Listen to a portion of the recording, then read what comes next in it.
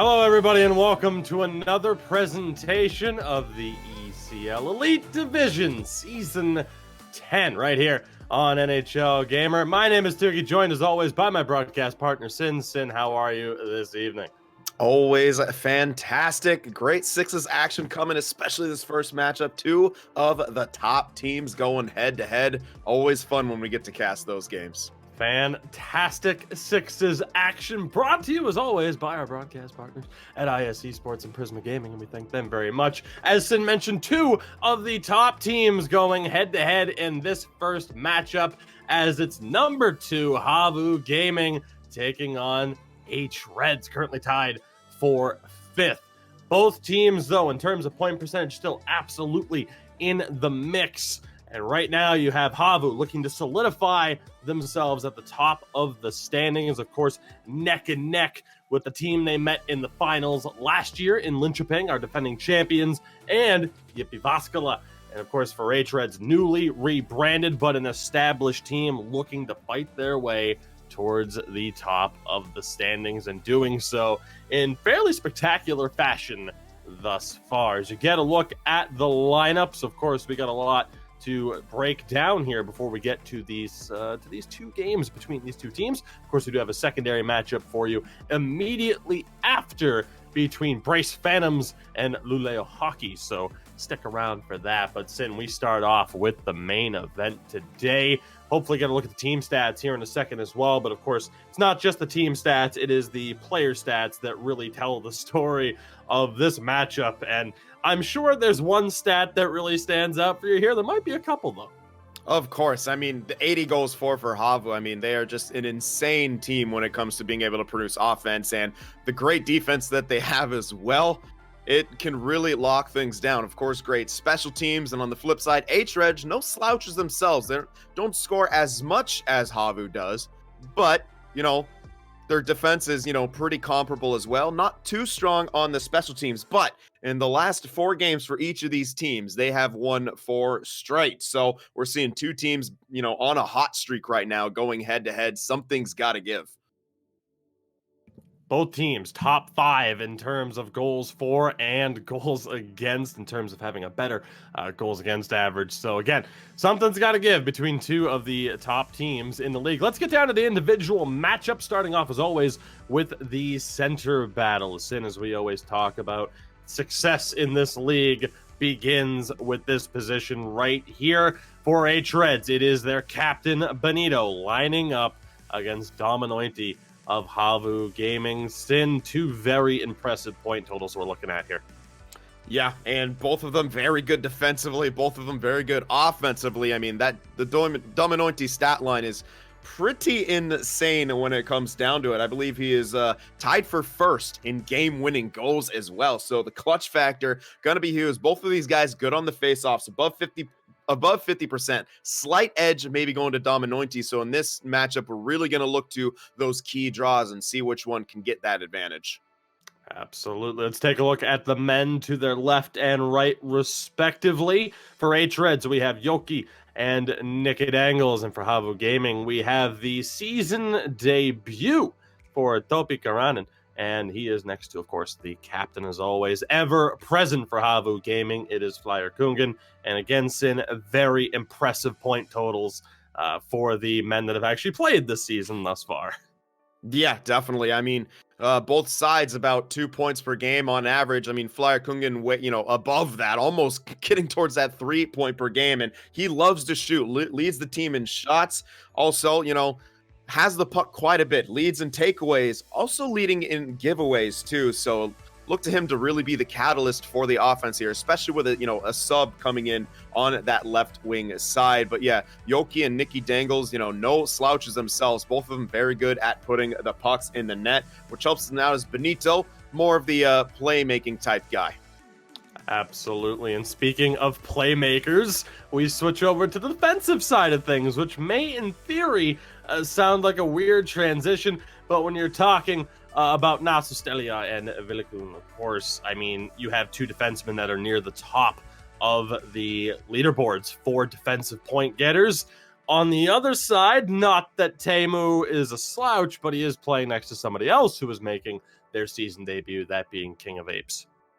Yeah, and last season, I mean, he played right wing in the pro division with Delusion, so the transition is going to be interesting, especially playing on the left wing or the left defense side. So he's playing on a different side of the ice in pretty much every way you can, completely diagonal from right wing to left D. So it's really going to be interesting to see how he handles that sort of transition, especially from going from pro division to elite division here.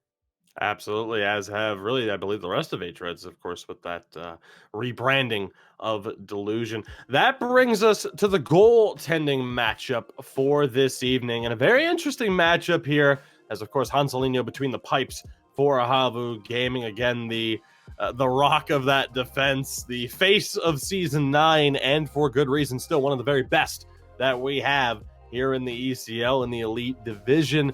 Nikkei on the other side, though, some struggles and perhaps a bit of a goaltender controversy for hREDS at this point in the season. Yeah, definitely. And we'll touch on that a bit more. But yeah, they've kind of gone with two different goaltenders here, and they're trying to find one to settle in. And this is the ultimate test for Nikkei. I mean, going against HAVU Gaming, this team scores. And it can be pretty daunting right there, especially, you know, with a newer defenseman there playing on your left D. So Nikkei is going to have to be on the top of his game. His team's going to have to help him out. And when it comes to Hanselinho, I think you just need more of the same for him. Just, you know, consistency is key, and he has been very consistent over the course of this season. Absolutely. So again, we are due for one hell of a matchup at this stage of the season. Again, a little bit over the halfway point of the ECL season at this point in time. We'll get you a quick look at the standings as well before we kind of go into the keys to success for these teams. Again, left side of the bracket is where you want to be. Shout out to my dog in the background who might be picking up on the mic. You never know, but hey, everybody needs their moment in the spotlight. It can't always be me. But on that left-hand side, again, is where you want to be. Of course, you see HAVU and hREDS both up there, but Sim, is that log jam in the middle of the standings that really stand out at this point in time. The last broadcast we covered on Monday, we saw Unlucky Boys work their way towards that left side of the bracket. Really, pretty much, you know, the majority of bottom half spots on that left-hand side are up for grabs at this point. We still have a long way to go in this season.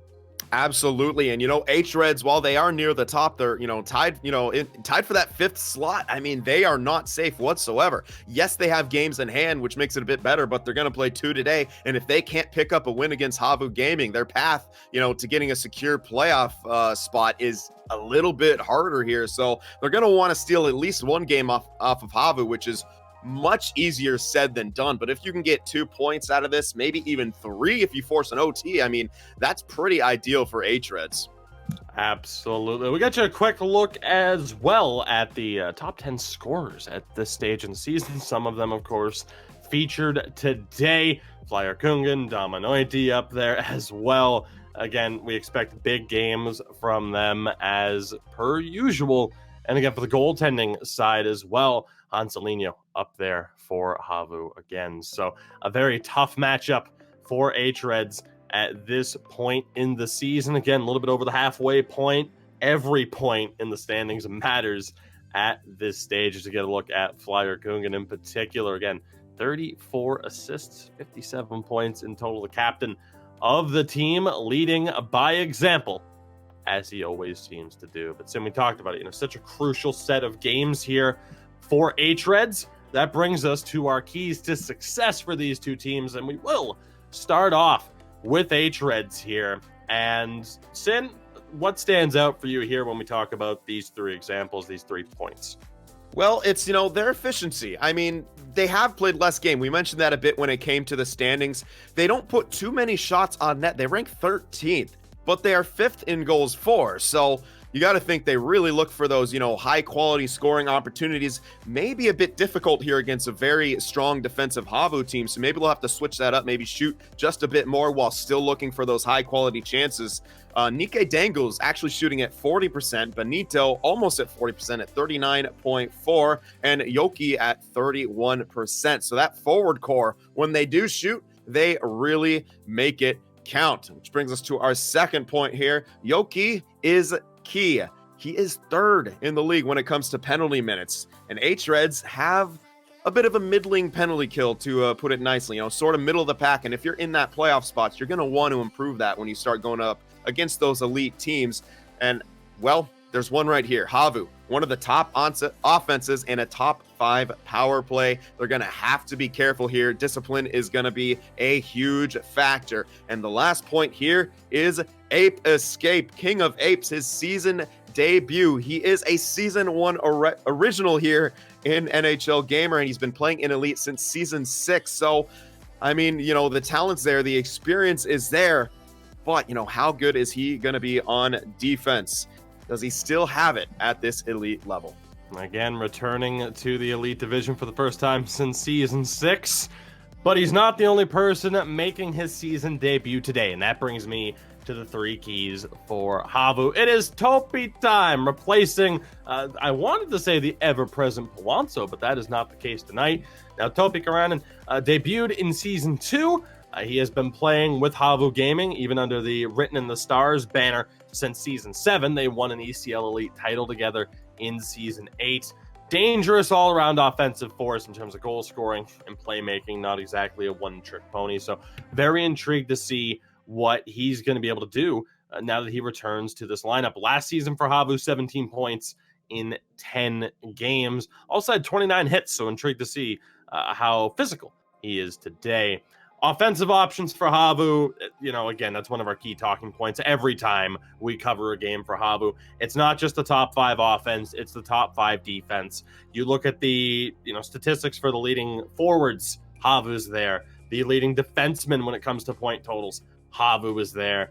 They have threats across the board. However, our final point, and it's more of a point for hREDS, but the fight for the crease. This is a huge opportunity for HAVU to kind of put hREDS' season into a little bit of turmoil. And we would have seen in the standings, hREDS, they're not that far off from the top 3 in this league at this point. Nick is back in the crease tonight after recent struggles. He was a goalie and pro last year under that Delusion banner. But Finn Kona, who was in Elite last year with Almost Famous, he's been pushing for the starting job lately.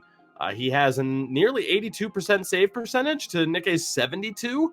Again, 4 games difference, so it's not as if it's a very small sample size at this stage. So for HAVU, any opportunity you have, and you have an opportunity tonight to further that separation between you and the middle of the pack, you have to take advantage of that. Again, they're in that 3-horse race with Vaskala and Linköping at the top of the standings.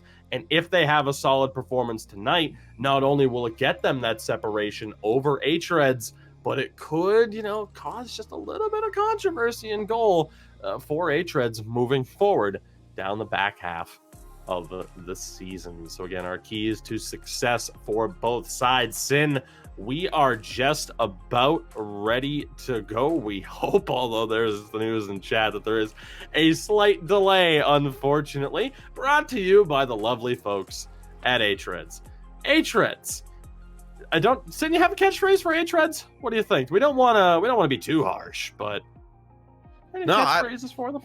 No, I don't. I can't think of one. I'm too excited to get into the game. I was already in game mode, and then you told me there's a delay, and now I'm a little sad right now. But I guess we can bring up some other points here. I mean, neither one of these teams shoot that much. I mean, HAVU, it kind of makes sense. I mean, they're so ruthlessly efficient that it seems like every time they touch the puck, they can just score. hREDS, again, 9.4 shots per game. HAVU only 7.4, but both are very low. It seems like hREDS shoots more, but I think they're going to have to increase that today against this HAVU team if they're really going to stand a chance. Could be the case. I was going to suggest that maybe they've had trouble letting the ape escape. Maybe he's still in confinement and they're having a little bit of trouble. Maybe there's some issues with the paperwork. Who's to say? But ultimately, again, we will get to this series. We do actually have an updated look at the standings from results earlier on tonight. Here you see some of the latest results. No surprise, of course, to see Vaskala picking up some points. Of course, Unlucky Boys as well picking up some points recently. And Linköping not exactly being too kind to Almost Famous. And is there anything else that stands out for you? Well, it just I'm to more to the point of unlucky boys. These guys have been on a tear in the latter half of this season. I mean, those are two huge wins right there. And Roots kind of seeming to struggle here, falling further down the standings. We got to cover them, sort of last week, and they're in a playoff spot. Now all of a sudden they're trying to claw their way back in. So as you mentioned, that middle of the pack, the log jam here is just it's a pretty crazy situation. We don't know who's going to be in that bottom half of the bracket. It's up for grabs. Absolutely. And again, we'll be seeing BRAYCE Phantoms, who dropped games to Unlucky Boys, in action after this first series. We'll see if they can kind of get their season back underway. And as you mentioned, again, we saw Unlucky Boys and Roots play, and Unlucky Boys really starting to turn their season around. Getting you a look at the top 10 goaltenders as well, something we wanted to do a little bit earlier. We have for you now, again, Hanselinho up there. But again, as you see, directly below him is Finn Kona, but he's not in the lineup tonight. So again, a big opportunity for Nikke of hREDS to kind of win back that starting job. Sin, not really that surprising, though, I'd say, to see some of the names that we've seen at the top with Sibelius, Monkeyhead as well, who we got to cover earlier this season. The names at the top that have been there for the majority of the season are still at the top. Yeah, and that's anytime we talk about goaltenders, it really comes down to that consistency, and that's what you need at this high level. You need that consistent 80+%, save percentage. You need to keep that goals against average low, which is of course mostly a team stat. But again, you still need your goaltender to make the saves that he needs to make, and if you're also getting a goaltender who's making some big saves occasionally, you are sitting pretty. And as we saw there, most of those teams with those top goaltenders in the playoff mix. Absolutely. So again, we are just about ready to begin a 2-game series between two of the top teams in the ECL Elite Division here in Season 10, HAVU Gaming and hREDS. Again, after this series, we will have another home-and-home series, 2 games between BRAYCE Phantoms and Luleå Hockey, so stick around for that one as well. Sin, we are just about ready to go. How do you see this one going down? Well, first off, you got to give a shout out to the synergy right there. The pre-game animations there from HAVU, perfectly in sync. The synergy, you say? Oh, I had, yep. You had it right there, man. You caught me. As the puck drop has gone, we are underway again. Two of the top teams, hREDS and HAVU. HAVU in the white for this game. hREDS in the beautiful black and red, and we'll see how this goes down. Billy Kuhn works his way through the neutral zone. Quick turnover and a quick offside as a result. So again, Sin, as always, we are somewhat expecting the neutral zone trap game to be a key feature through the first 10 minutes or so of the first period, but you never quite know with a team like HAVU. Again, just one loss on the season where they can, as that puck takes a very bizarre bounce, as they are, always dangerous and can easily break open a game at a moment's notice. Flyer Kungan in possession here. Shot save. Rebound was there. And covered by Nikke. King of Apes able to get a hold of that one. Kind of handed off to his goaltender there. So there you see case in point. Again, HAVU's one loss, if I'm not mistaken, to Jypi Vaskala. And on the flip side, I believe they handed Jypi Vaskala their first loss of the season. So again, two of the giants in the league this year doing some damage. King of Apes has a little bit of trouble. Flyer Kungan on the forecheck. He's able to dish it around the back to Teemu. We'll see what he's able to do. We're working a strong forecheck right now. All 5 men were in the offensive zone for a moment, but they weren't able to get back possession. Dished off to the wing. He sends it back down low. Pass in front. Doesn't go through. It's in! Out of nowhere. Off the defenseman. I think that was Villikun whose stick it went off of. hREDS strike first, and that was lightning fast. Yeah, anything can happen right there, and it looks like it was intercepted. Then a lot of body contact, and it just kind of skitters into the goal, and Hanselinho was kind of adjusting to where the puck was, and not too much he could do. Just kind of a broken play goal, but the hREDS will take it. Unassisted, so indeed off the defenseman. As you mentioned, a broken goal, or a broken play goal, but hREDS will take it. Right back on the attack. Big save at the goal line by Nikke. A very, very close call there. HAVU nearly equalizing this one in kind of a similar fashion. Just throw the puck in front and see what happens. Huge face-off here between Dominointi and Benito. We'll see who's able to come up with that one. It is Benito on the defensive zone draw, as Sin mentioned in the pregame, as they hold the puck in the zone here. The two centermen very close in terms of face-off percentage. Chance, shot doesn't go through. Second chance and a save by Nikkei, has a little bit of trouble covering. Back in possession, he scores! Unfortunate luck for Nikkei and hREDS. Topi, his first game of the season, and he buries one on the empty net. Sin, tough breaks for both sides so far. Yeah, just a lot of kind of loose puck battles here and a lot of weird bounces, but that's making an impact. That's what you need to do when you step in for your first time on the season, having an immediate impact, kind of getting that monkey off your back, getting some scoring going. He's going to settle in a lot better here now, but I really like that from hREDS, just surrounding that net like vultures, looking for those loose pucks. Sorry, HAVU, looking for those loose pucks, and a bit of a crazy kind of first 2 goals in this game. Might I say you just said that Topi shrugged the monkey off his back when they have King of Apes on defense that he managed to escape from there. So, solid effort from Sin. You're really setting me up tonight, buddy. I appreciate it. hREDS back on the attack. Puck in front doesn't go. I can't see you, but I imagine you just facepalmed. Let me know if I'm correct. As HAVU back on the attack. Lucky break here. Yoki has a little bit of opportunity, a little bit of space in front, drags it, doesn't go through. Somehow that one doesn't find its way past Hanselinho. The opportunities here for both teams, though, on these plays where they just throw the puck in front and look to see what happens, and dangerous opportunities are presenting themselves as a result. So we'll see what happens here. The puck ultimately not offside. We're going to have a tripping call here, and it is going to be hREDS to the power play. Sin, I didn't catch who went to the box. It looks like it was Nasu who took that tripping call. So Nasu to the box here, the left defenseman for HAVU. Big opening on that side now. We'll see what hREDS can do. Again, a strong power play for them at this point. 7th in the league at nearly 26% on the year. Slap shot is blocked down. Puck recovered in front. They bring it around the back of their own goal. Great job there to shake off the defender, or the forechecker there by Villikun. But right now, hREDS right back on the attack. Quick puck movement, looking to open up space. Down low, in possession still. It's Benito, dishes it back to the point, thrown in front. Loose puck, still fought on for, recovered. Shot saved by Hanselinho, still loose. Scramble, fought for. Who's going to come up with it? HAVU ultimately avoid that chance. Scary moments there for them on that kill, but a successful kill nonetheless.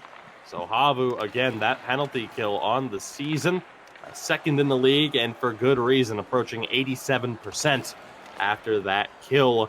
Just under 6.5 minutes to go here in the first period. Again, 2 of the top teams in the ECL Elite Division this season, going head-to-head. 2 very interesting goals, as I will define them at this point in time. hREDS back in possession, and we'll see what Teemu can do here. Again, hands it off to his defenseman. It's King of Apes in possession. Nearly turns that one over. Again, his first game of the season.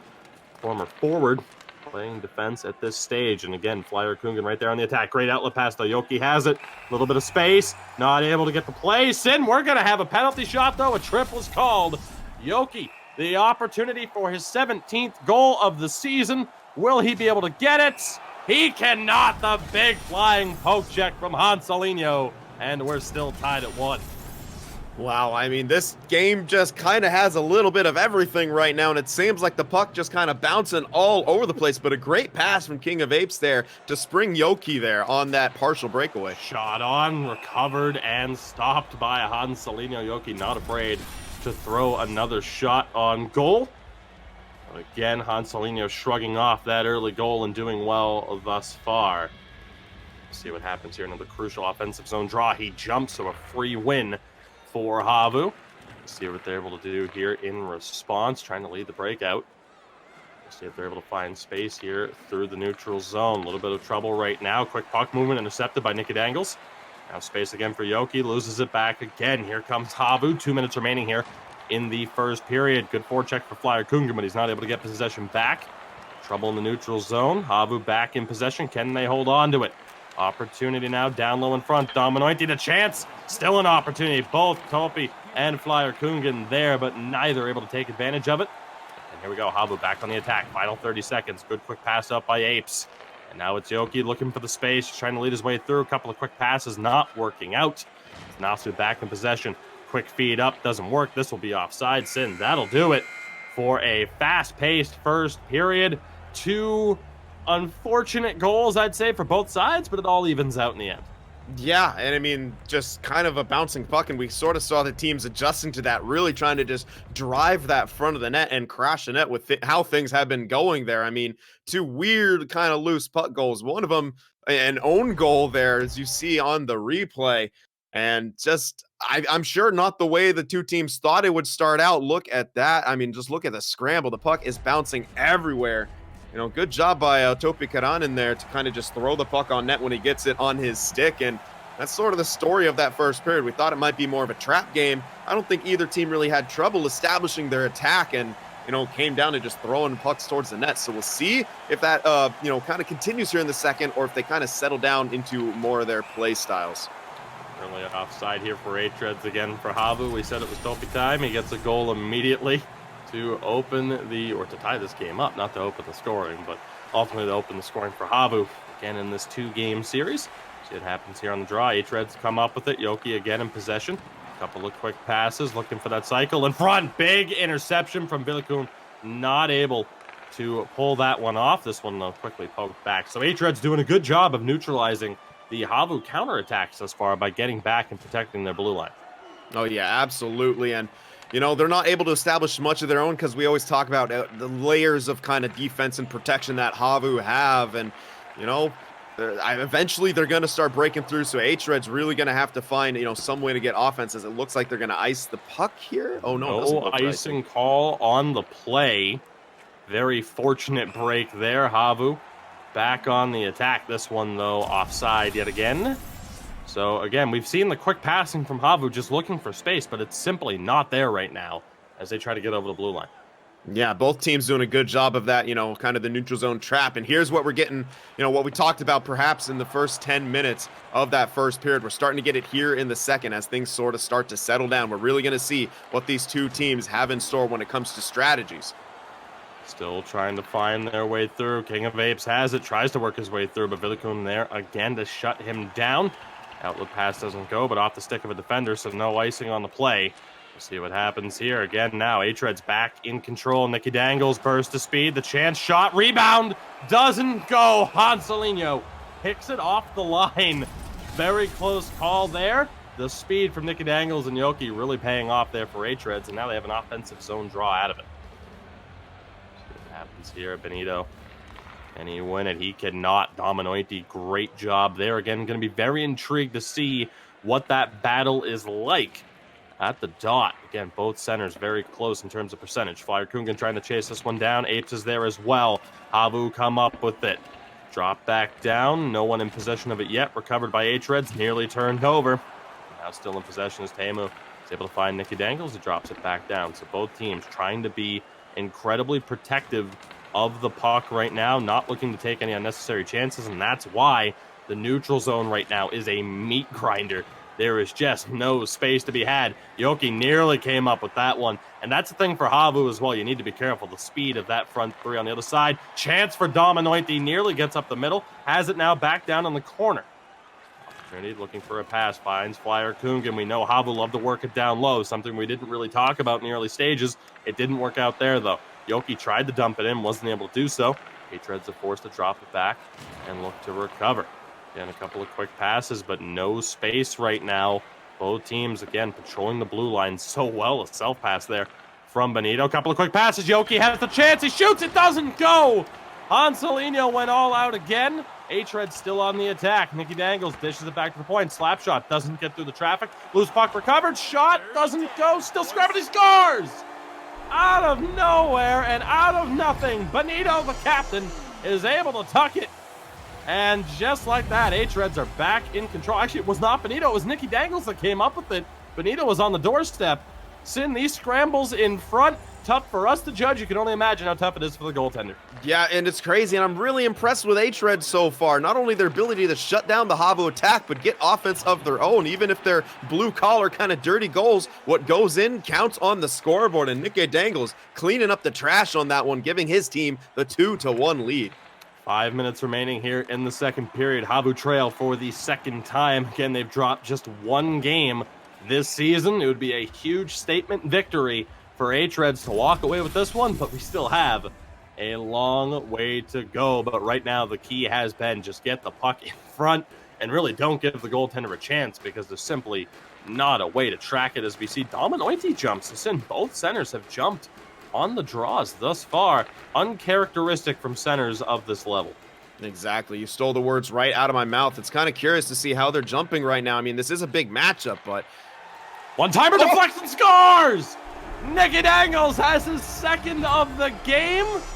Again, Sin, get the puck in front. Good things happen. That one deflected.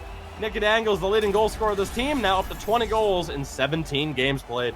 And this is exactly the point that we brought up in pregame, the outrageous efficiency. They haven't shot too much, but when they are shooting, they're getting chances. And even if they're throwing it towards the net, all 3 goals of theirs have been some form of, net front presence, whether it's the loose puck, the kind of the own goal from driving the net, now a deflection. It's a tough break there for Hansalinho, but it's a 2-goal lead now for hREDS. What a start for them here in this game. Absolutely. We'll see if HAVU's able to battle back. Chance here for Yoki. Can he get the shot off? He does. Scramble. It's around the back of the net. HAVU is able to recover. Under 2.5 to play. HAVU are going to go all out here looking for the goal. Huge moment there onside. Thrown back over, but they're not able to maintain the blue line. 1:52 remains here. Again, the first game of 2 between these 2 clubs. Again, 2 of the top teams in the ECL Elite Division so far this season. And a huge moment here now. hREDS up by 2. Again, tied for 5th. All right, now they have the lead over last year's runner-up and currently in the standings in second place, 19-1. HAVU Gaming. HAVU looking to have the last possession here of the period. Flyer Kungan dishes it in the middle. Doesn't happen. Recovered by Dominoity. Tried to find Kungan again. He wasn't able to do it. Dominoity recovers. Kungan can't get the pass. Scramble, shot, save, rebound taken away. 3 seconds, thrown in front. Still doesn't happen. hREDS survive a mad scramble at the end and will take a 2-goal lead into the second period, or into the third period at the end of the second period. Easy for me to say. This is pretty wild. I mean, definitely not something I expected to see here in game 1. I mean, a 2-goal lead for hREDS. It's wow. I mean, I'm kind of at a loss for words. Definitely not how we expected to see this go. And HAVU's sort of seeming to struggle right here. They haven't really been able to get their cycle going. And even if, hREDS don't get, a 1, maybe even 2 of those kind of weird loose puck type goals, I mean, it's still not what we expect to see from HAVU. We kind of expect to see them really establish that down low cycle, really start getting those in tight chances. And hREDS really doing a good job holding them at the blue line. And when HAVU tries to get set up, the aggression from hREDS defensively is really doing a good job of just forcing those, loose pucks, forcing the turnovers. And even when they, get a chance on net, their collapse work doing wonders to, clear the puck away from Nikke so he doesn't have to face those second, third opportunities, which HAVU just always seem to be so good at getting to those loose pucks and shooting those on net. He's the best color man in the business, folks. Let's see how this third period plays out. Again, brought to you by our sponsors at IS Esports and Prisma Gaming. Chance here for HAVU. See if they're able to get that shot off. Thrown in front. Doesn't go. Kopi not able to find the pass. Again, a shout out, NHLgamer.com. All the information that you need. Check us out on Twitter and Instagram as HAVU back on the attack. Flyer Kungan nearly picked that one off. And another offside call here for hREDS. So, Sim, we've seen the speed from that front 3. Sometimes, though, it can be at their detriment again, as Yuki is just continually flying into the offensive zone. Sometimes that can backfire. Let's see what they're able to do here, though. Yoki, again, in possession of it. Shot on, deflects wide. Flyer Kungan able to recover, drops it back to his defense. So, again, HAVU Gaming have been here before. They know what they have to do to get back into it. It's just a matter of whether or not the execution is there at this point. And, again, we talked about it for Nikke. In the pipes for, between the pipes for hREDS. Not in them. That would be a medical concern. But between the pipes for hREDS, looking for a big bounce-back performance. Opportunity here again for HAVU. Save may have hit the side of the net. Still recovered by Kungan. Throws it in front. Doesn't go. Nikke, the huge opportunity here to kind of rebuild his confidence as he's had a down season. Chance for Yoki. Thrown in front. Doesn't find the target. Flyer Kungan tries to hold on to that and does it in tremendously impressive fashion. But ultimately, again, HAVU not able to get clean possession over the hREDS blue line. Yeah, and the King of Apes back here is really impressed me. Very solid. I mean, he hasn't really made that big of a mistake yet, and he's breaking it out really well. Benito shot on. Hansalinho just smothers that one. No rebound. No opportunity. Black hole-esque. Just nope, that is mine. Thank you very much. But an offensive zone draw for hREDS here. Benito, see what he is able to do. Not able to get the win. Good defensive zone win for Dominointi.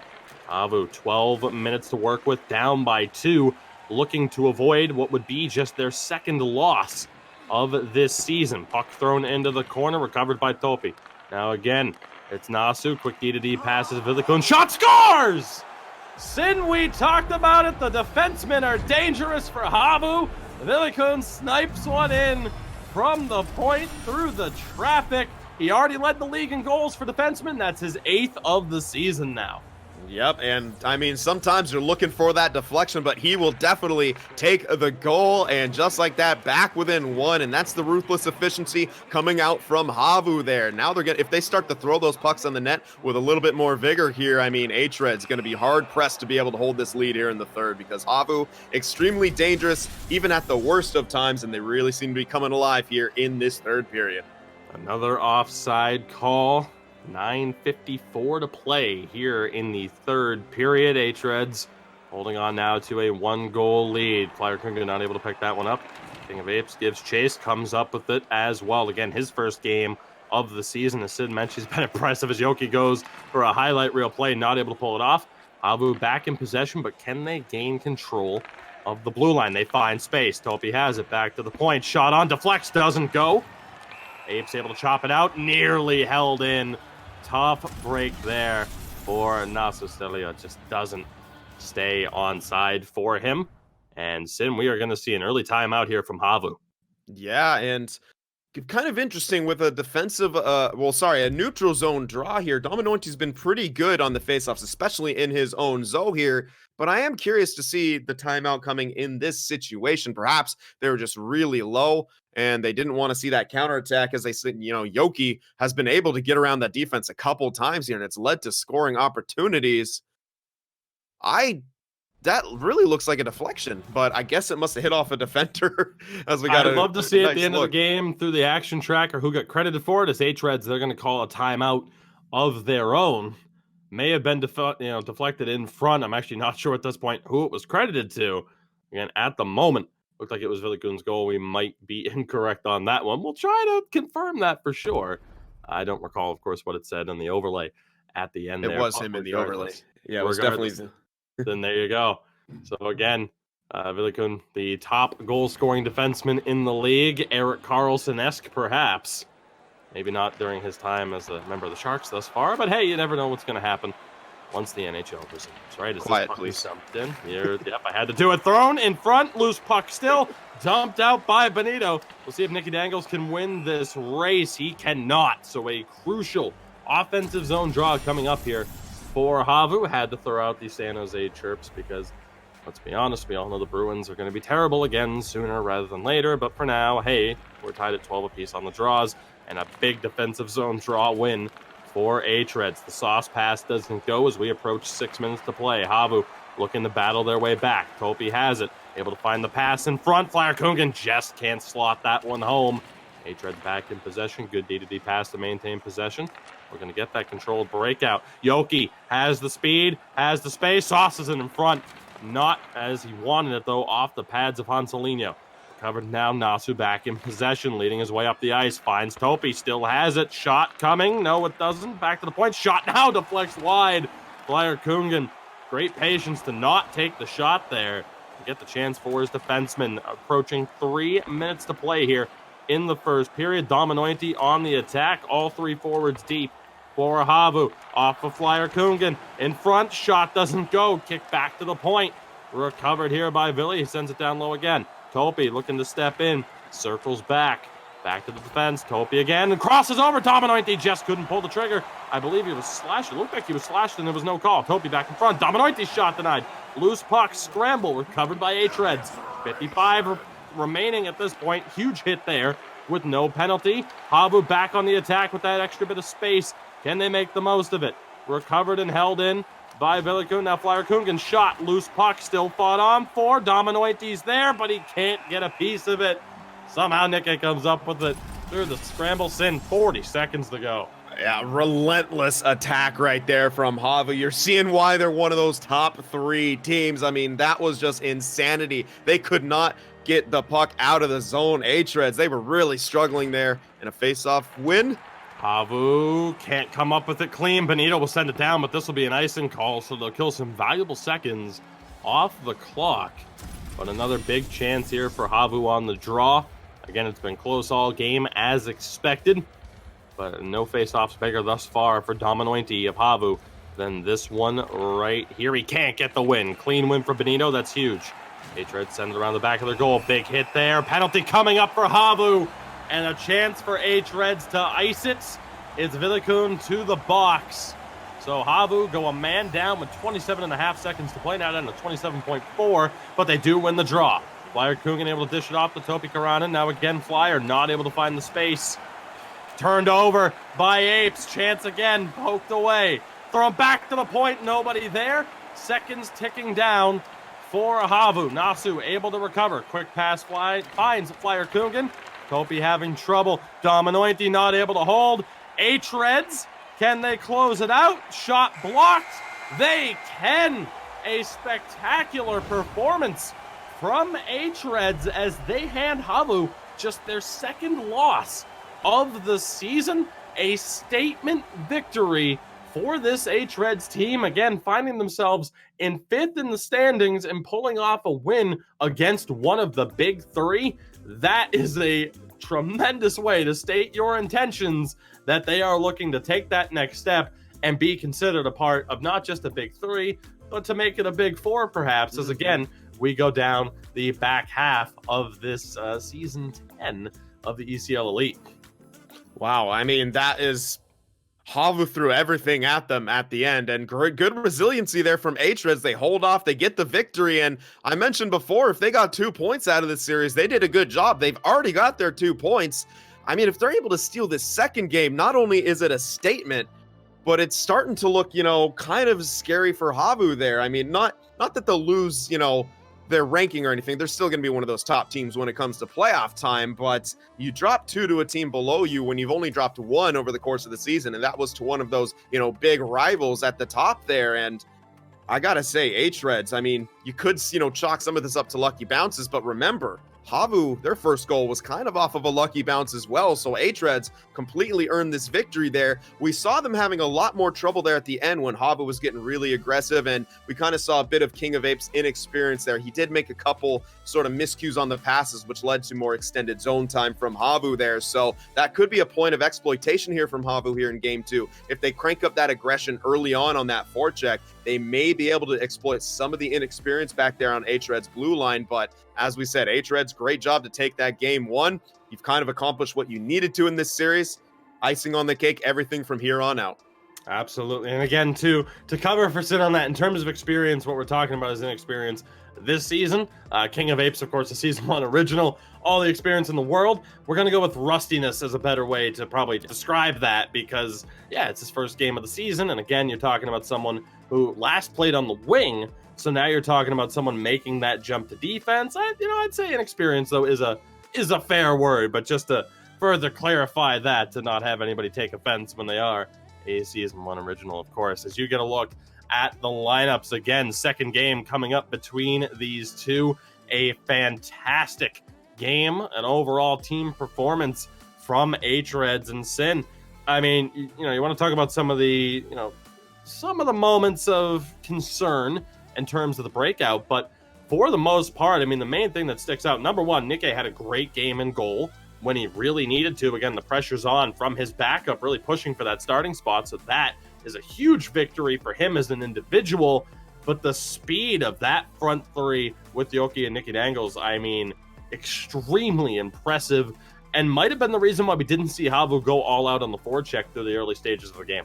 Absolutely. That's a fantastic point. It's very rare that we will see Nasu or Ville kind of, letting someone around them. And there were several times where Yuki had a step or two on, I believe it was Ville there on the right-hand side, breaking that puck, and it led to a lot of good offensive chances for hREDS. So you're absolutely right. maybe they couldn't go full out, on the forecheck until it was desperation time, simply because they were so worried about Yoki there kind of breaking out. And that's a very good build choice and strategy choice from hREDS to neutralize a very good defensive pairing who are good defensively, but also provide a great amount of offense for their team. So, you know, oftentimes we talk about the best defense being a good offense, and to really neutralize, you know, probably a couple of the top defensemen in this league by, you know, throwing some high-speed offense at them is an excellent strategy, and it paid off for them there in that first game.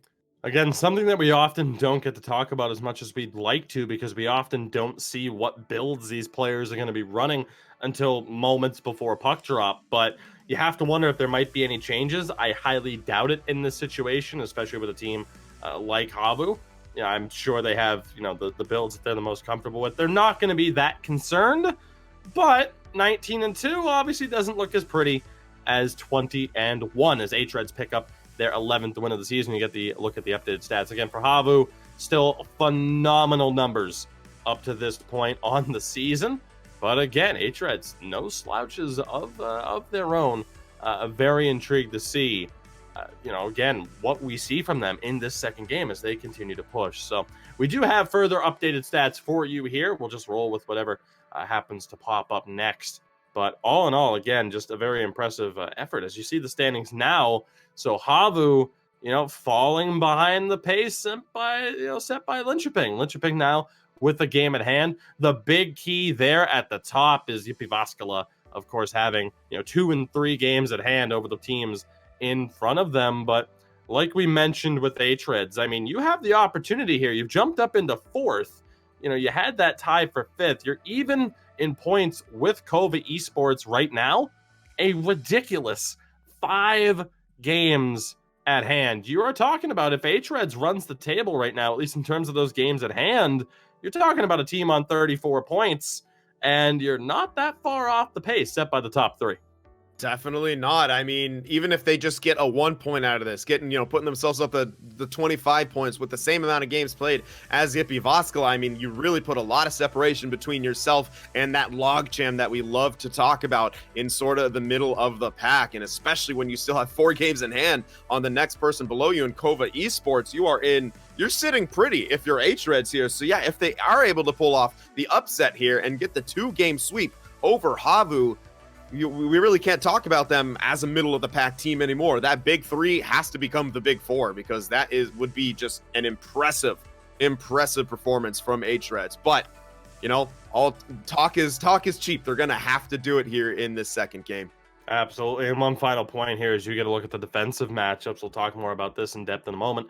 When it comes to the standings, and of course the prime spots that you're gonna want happen to be 4 and 5. Because you get to avoid potentially the top 3 in the first round. So yeah, it's really where you want to find yourselves. Again, you get an updated look at the defensive stats from this defensive matchup. And again, the point totals for the 2 on HAVU still extremely impressive.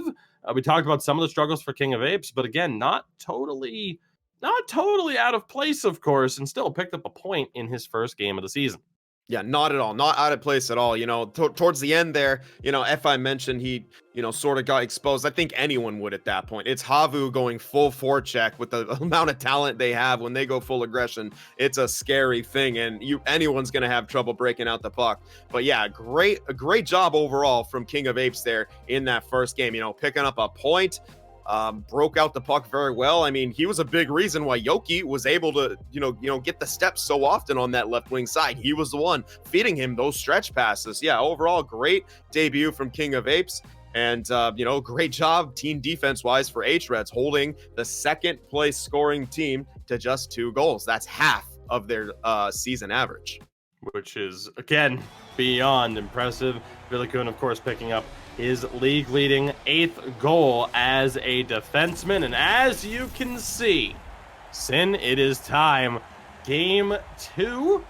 Again, HAVU handed just their 2nd loss of the season. We're going to see if hREDS can pull off a near miracle by pulling off the double against HAVU. hREDS in the red and white, HAVU in the black and green.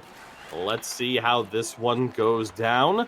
HAVU, again, as you mentioned, the pressure a little bit more on them. hREDS, you walked away with 2 points. That's at least what you were hoping for. Right now, you're playing with house money. We'll see what they're able to do. Again, HAVU going to really want to get that offense going just a little bit more, and they'll have a chance here on an early offensive zone draw for Dominointi. Now, again, in that first game, the face-offs were pretty close, if not even, as we kind of expected. These two centers, both solid, both over 50% on the season. Dominointi, a clean win there. Chance sent down low. Topi picks it up. A little bit of trouble there, but recovered. Still around the back of the goal. Flyer Kungan dishes it back to the point. Nasu has it again. Back to Vili. Couple of D-to-D passes. Now again down into the corner. Sent back around the end of the goal. Again at the point. Slap shot. Deflection bid just doesn't go. Nasu throwing that one on, seeing what happens. Dominointi throws it down low. Flyer Kungan recovers it. Chance can't throw it back in front. He's going to say gets the opportunity to throw it in front or take the shot. And ends up with neither. The defense able to recover. Sauce in front, he scores! One rush is all it takes for hREDS. King of Apes, if I am not mistaken, picking up the goal. Huge moment for hREDS. What a pass by Benito there. The sauce right in front for King of Apes. And I was just going to say, HAVU coming out strong, picking up that aggression from the last game. That may be what they need to do. But the counterattack from hREDS, just perfect right there. And HAVU once again in a hole early on into the first period. Again, King of Apes, more experience as a winger. At least last season, he played as a right wing in the pro division. So our second tier, 30 games in, he had 92 points with 35 goals. So he knows how to put pucks into the back of the net. Steps up there, buries it, and gives his team the early lead. We'll see how HAVU respond as Nasu dishes that one off. Dominointi throws it in front. Chance, loose puck still. King of Apes is able to keep that one out. So great end-to-end play here for him thus far. Benito not able to find the pass up front, and it's HAVU right back on the attack. Flyer Kungan along the half wall. Now down low for Dominointi. The Chance throws it for Topi. Doesn't take the shot. Back to Nasu. Shot. Deflection bid doesn't go. Chance for Flyer. Save by Nick A. and recovered by hREDS. So a couple of good opportunities there for HAVU. Not able to find the back of the net and tie this game up as quickly as they did in that first game when they found them. So in fairness, actually, when it was hREDS who tied it up in that first game, and they did so fairly quickly. So again, another promising boost for hREDS. Benito sauces it into the corner. Recovered down low. Yoki looking for space, not able to find it as Nasu was there. Now it's again HAVU on the counterattack. Chance here. Flyer Kungan for Dominointi. Shot. Big save again for Nick A. Chance for Topi. Hits the side of the net. Nasu shot. The flex doesn't go. Huge chances here for HAVU. hREDS managing to hold on, though. Here comes Benito. Turns it over. Nasu was there. hREDS struggling to get that offense here a little bit more than we would expect. HAVU definitely stepping on the gas here, turning it up a notch. Benito finds Yoki. The opportunity, though, taken away. Great job by the captain, Flyer Kungan, on the back check. 7 minutes to go in the first period. The pass to Topi doesn't go. HAVU still on the forecheck, keeping that pressure on Sin. You can tell they are taking this as if they didn't already extremely seriously. Dominointi the Chance. Flyer Kungan can't find the back of the net. Big save by Nika yet again. hREDS managing to hold on. No penalty there off the spin. The shot, the flex, save again by Nika. Huge effort from hREDS goalminder. And hREDS right now struggling to get it out of their own zone. Send it around the back of the goal. Again, looking for that space and the opportunity. Sauced over to the right. Couple of quick passes. They finally get some relief. Benito still battling for it in the neutral zone. Yoki drops it back to the point. Slap shot deflects. Yoki the Chance. Can he bury it? Loose puck. He scores! Benito finds it through the traffic. hREDS up by 2. Sin, what are we witnessing right now? We are witnessing an opportunistic team shining. I don't know how else to put it. HAVU Gaming with all the advantages here. And Nikkei holding the fort down. hREDS finally getting that puck out. They go back the other way, and look what they do. Crashed into the net. They threw the puck onto the net. Loose puck goal for Benito there. 2-0. And HAVU are even more desperate at this point now. They already seem desperate. Oh, Yoki wow. just missed that pass, but he still has it here. Dishes it down low. Nicky Dangles has it. Looking for space. Can he find it? Still in possession. He gets it back to the point. Will we see the D-to-D? We do. Shot saved by Hanselino. But again, recovered by hREDS. Not for long, though. We'll see what HAVU can do on the counterattack here in the final minute. They timed the play correctly. Dominointi still has it. A little bit of trouble with Benito. Yoki, will he try to find the space? Dishes it off for Nicky Dangles. Again, thrown back in front. Can't be picked up. Benito hits it off the back of the nets. And Sin, that'll do it for the first period. hREDS have come to play. They take game one by the score of 3-2. And at the moment, there was a poll at the start of this game. Who's going to win this? 59% said HAVU. I wonder if the voting would be the same. hREDS, a very impressive start, taking advantage of their opportunities. Absolutely. I mean, it's almost stunning to see HAVU sort of being, you know, I won't say dominated because they're playing an incredible game, but behind on the scoreboard once again. These guys don't have to play from behind that often, and it's pretty crazy that hREDS have gotten off to a lead once again and another 2-goal lead. Now, we did see HAVU, you know, start to push their way back into the game last time. It just was too little too late. But you saw there from the stats, HAVU outshooting them. HAVU with more time on attack, but it's hREDS with the goals. They're making the most of their opportunities. We're getting another look here at that transition goal. Just excellent job by King of Apes, jumping into that play, getting the separation so that one time was even available, and I'm just going to say it, perfect saucer pass from Benito to set him up. And, you know, Hanselino in pretty good position to make the play, couldn't make the save, and we saw that scramble goal again, just another loose puck battle, and Benito's the one who comes up with it and able to put it by Hanselino. So we see the strategy from hREDS, a good counterattack, throw those pucks on net, you know, try to get some dirty goals, and they've gotten 3 of them so far in this series. That's half of their goals. We'll see how the second period plays out here. Again, HAVU perhaps unfortunate in some ways to not score a goal in that first period. Dominoity finds Topi, dishes it back to the point. A couple of quick D2D passes perhaps expected. They dish it back down low instead. Flyerkungen bumped off by King of Apes. Loose puck. Topi still fighting for it. Recovered by Nicky Dangles. Takes the hit from Topi. Dishes it. Doesn't go through. Deflects in front. Recovered by hREDS. Huge play down on goal to Hanselino. And he'll dish it back the other way. This should be icing. It is not. So HAVU avoid a potentially dangerous defensive zone draw situation. hREDS back on the attack. Not for long, though. King of Apes turns that one over. Topi finds Nasu. Shot doesn't go through. Picked off by Teemu. Still in possession here.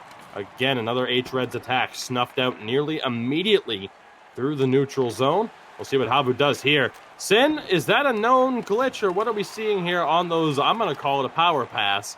I don't know. On that attempt there. I have never seen that before. I have not, but I'm going to try it now because that looked extremely intentional, as we see once again. Yoki. Spin moved. Can't find the pass in front. Gets it there. Chance doesn't go. Hanselino stands tall. We'll keep an eye out on that pass potentially going. Might have to ask some questions after the game. Mainly try to up our own individual games as Flyerkungen not able to hold that one onside. 12:41 remaining here in the second period of game 2. Again, if you missed it, hREDS picking up a huge victory in game 1 by the score of 3-2, still leading here. Again, we want to give a shout out to our sponsors, IS Esports and Prisma Gaming. Thank you for helping us bring this ridiculously high level of competitive sixes action to the masses. Again, a reminder, these teams playing for the largest prize pool in competitive NHL esports history. And I think that goes to show when a team like hREDS is able to step up and say, okay, top team, let's see you bring it. Let's see what happens here. Topi has it down low, throws it in front, doesn't go. Second chance, loose puck, still fought for, and it doesn't go. Nicky was caught swimming around a little bit, doesn't pay for it. HAVU back in possession, though, still pressuring. They didn't hold on to it for long.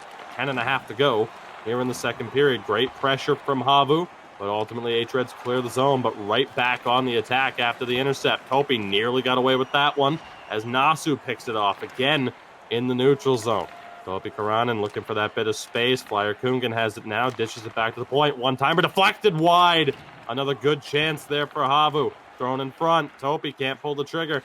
Nasu throws it in front. Can't find the pass. Recovered again. Dominoity fans on the shot. Still fought on for by HAVU. Over into the corner now. Dominoity has it again. Finds Flyer. Dishes in front. Topi couldn't get it clean. We'll see if hREDS can counterattack. They just miss a pass to Yoki, but he'll maintain possession down low. Thrown in front. HAVU recovers again. We'll see what they can do on the counterattack. Furious pace here through this second period. hREDS back in possession. Benito tries to dish it down low. HAVU's forecheck is relentless right now. Nasu has it, looking for space to pull the trigger. He does, it doesn't go. May have been a huge blocker save by Nicky there. Again in possession, now back to the corner. In front shot, scores! HAVU Gaming, a picture perfect forecheck, relentless pressure, and the captain, Flyer Kungen, finds the back of the net. Sin, we are set for an interesting end to the second period, I think is the best way to put it. It's 2-1. I hope you'll have an opportunity to speak here, but with HAVU still on the attack, we might not. Good save from Nikkei there. We'll see what happens. That replay kind of costing you a bit. Save there. Second chance for Topi doesn't go. Thrown in front again. hREDS trying to withstand this pressure. It's a 2-1 game now. Again, to say we're due for a great end of the second period and the third period in general would be an understatement. hREDS still struggling to get the puck out. Yoki has it, bit of space, back for Ape. Can he pull the trigger? He can't. Benito recovers in the corner. Dishes it back to the point. Pinch down, chance here. Nicky Dangle's not able to snipe. We'll see what HAVU can do on the counterattack. We're approaching the final minute. Again, it'll be quick. Chance for Dominointi. Throws it back in front. Topi has it. Dominointi glove save! What a save by Nikkei.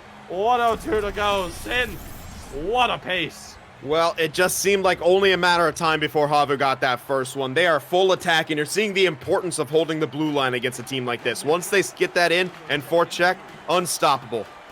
hREDS avoid a situation there with that loose puck in front. Flyer Kungen on the forecheck, wins it back, throws it in front. Loose puck still. Nikkei able to cover. 10.7 to go. Do you think HAVU want to avoid having the double pulled over on them here tonight? Crucial face-off here. 10.5 to go. 7-3 on the draws. Now 8-3. Chance shot. Rebound there. Doesn't go. Apes has trouble with it. Over in the corner. Chopped out. And Sin, you get a chance, my friend. Your opinion on a ridiculous second period of play.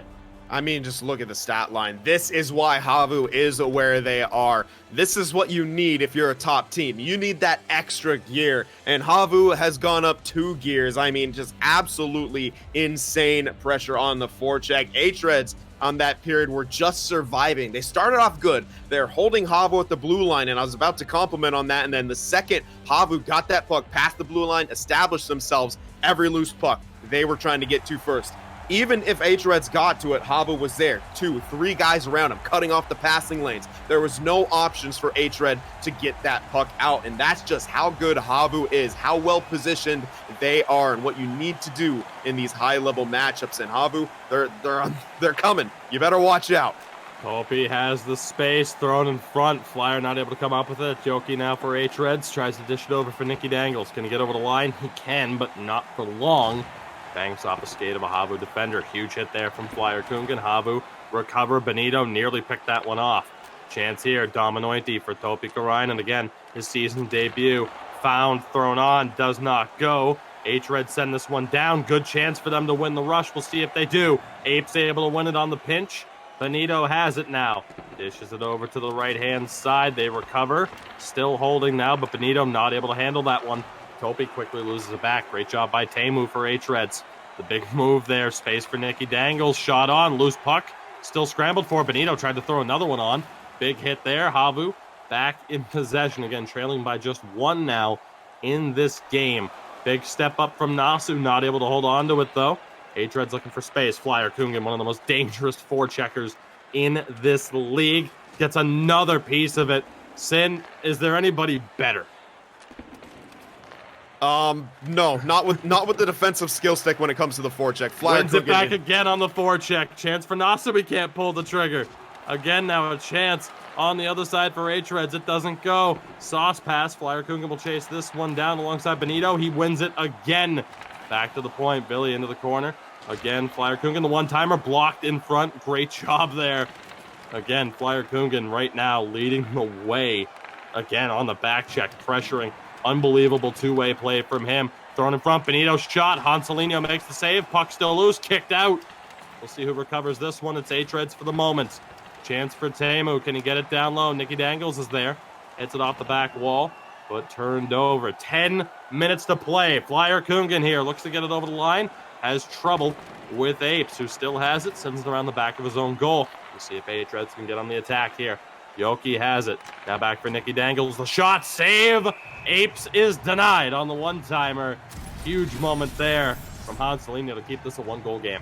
Yeah, and we are seeing HAVU at the top of their game right now, and they may be taking a timeout here. They did indeed. It's wow. I mean, just they're throwing everything that have at hREDS, and excellent job by Nikkei there in the crease to really do the best for his team, make those key saves. hREDS doing a bit of a better job here, being able to break it out through the relentless pressure of HAVU, but still, even if they get it towards the neutral zone, there's that second layer of HAVU right there trying to break that up towards the the blue line, trying to get that puck in. The third layer of HAVU able to try to force turnovers here. It's just it's absolutely, it's a pleasure to watch just such a well-organized and well-oiled machine go to work here, even though they're down. I'd even say it's more exciting when they're down because they are just full on forecheck, and we really get to see just how good those wingers, especially Topi and Flyer Kungen. Topi, using the body a bit more, but Flyer Kungen more onto the point of his defensive skill stick. When it comes to that on the forecheck, you need two things. You need timing and you need stick placement. And his are both on point here, creating 2 turnovers in the span of like 5 seconds. Just unreal. Dominointy jumps. Free win for hREDS. Will they take advantage? Nicky Dangle's not able to find Teemu on the pass. Puck goes all the way back down to the hREDS zone, but killing valuable time. Brutal turnover there, though. Nasu has it. Tried to dish it back to the point, unable to do so. HAVU will maintain possession. Great chance there on the hip check from Yoki, just not able to win it back. Nasu gains the line, but hands it straight to Benito of hREDS. Under 7 minutes to play now. hREDS looking to pull off a nearly impossible feat here, winning both games of a home-and-home series against HAVU Gaming. But HAVU is not out of it as long as there's time on the clock. Flyer Coogan wins it back, tried to throw it in front, was shut down by Apes and Benito. Apes again in possession, tried to find Yoki, wasn't able to do so. Sin, that'll go for icing with 5:02 on the clock. Gigantic face-off coming up. Yeah, Dominointy needs to win this for this team. They cannot allow that puck to get out of the zone. This is where their strength comes from. That cycle. hREDS, huge face-off here. So he was able to win it. Clean win for Benito and hREDS, but can they get the puck out through this HAVU forecheck? Topi's there. Dangerous pass. Nearly cost them. Flyer Kungan tries to win it back. Puck still loose.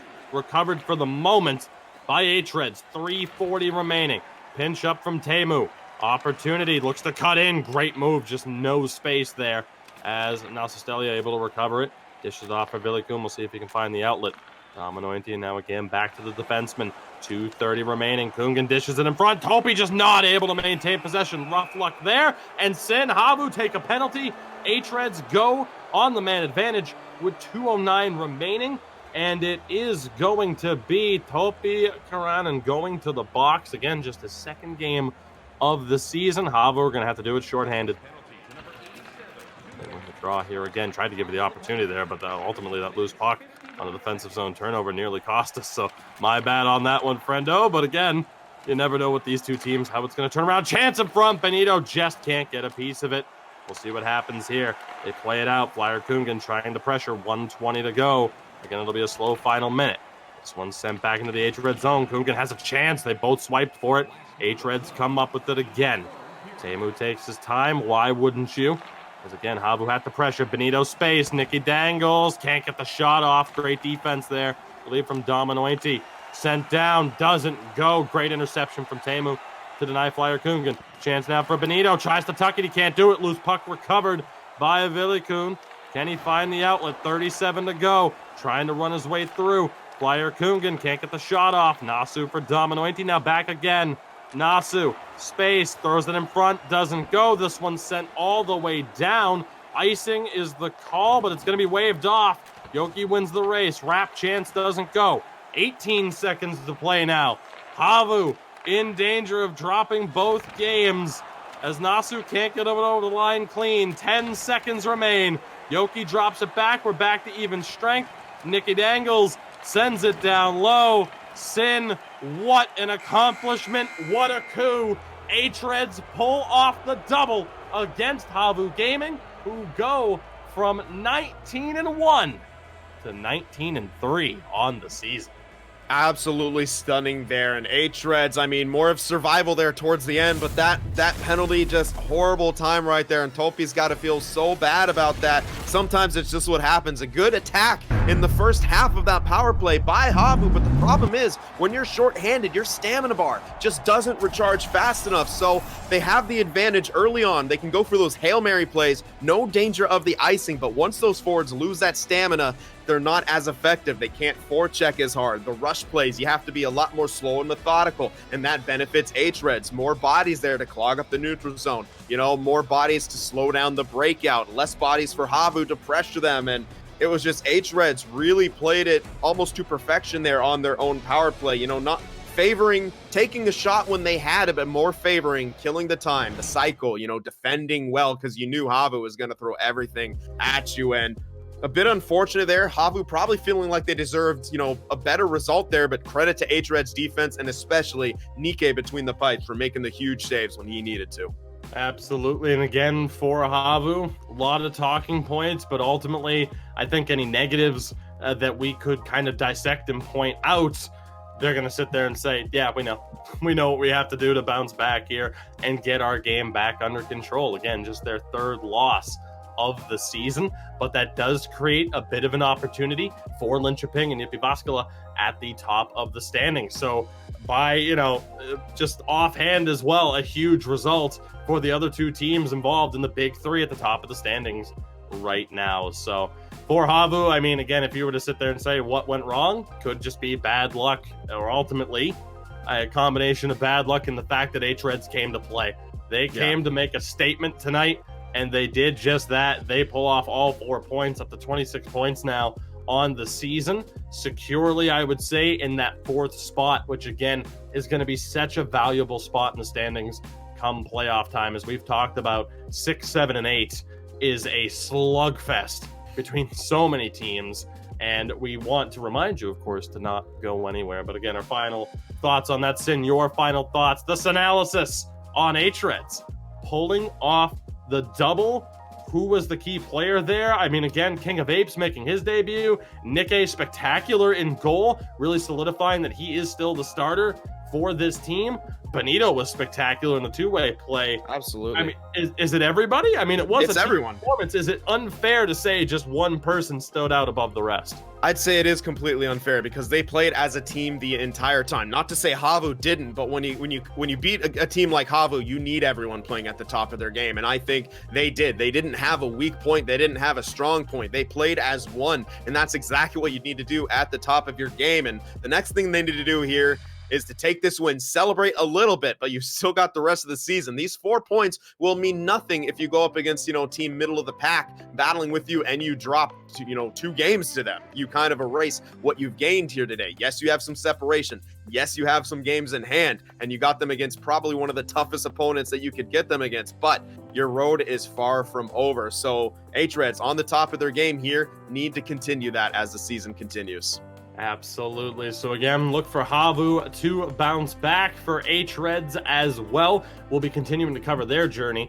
Don't call this unprofessional here, to get you a look at the schedule ahead, because I know we are covering other games in the near future. Matter of fact, both of these teams, coverage on Monday. We're calling it Super Monday, folks. On Monday, May 4th, hREDS, Jyväskylä. 2 teams in the top 4. The second matchup, HAVU Gaming and Linköping. So we will be covering all 4 of the top teams on Monday. So look out for that. Again, 20 CEST, the start of that broadcast. Sin always remembers whether or not that's Swedish or Finnish time. I cannot remember for the life of me. That said, we are not done yet. In this broadcast, for this broadcast, call it what you will, we will be back after a short intermission covering 2 teams towards the bottom of the standings, but as we've talked about, it is a slugfest as other teams are looking to battle their way in. As interesting, as intriguing as that battle is at the top of the standings, the playoff race is just as interesting. BRAYCE Phantoms and Luleå hockey coming up after this short break. Don't go anywhere.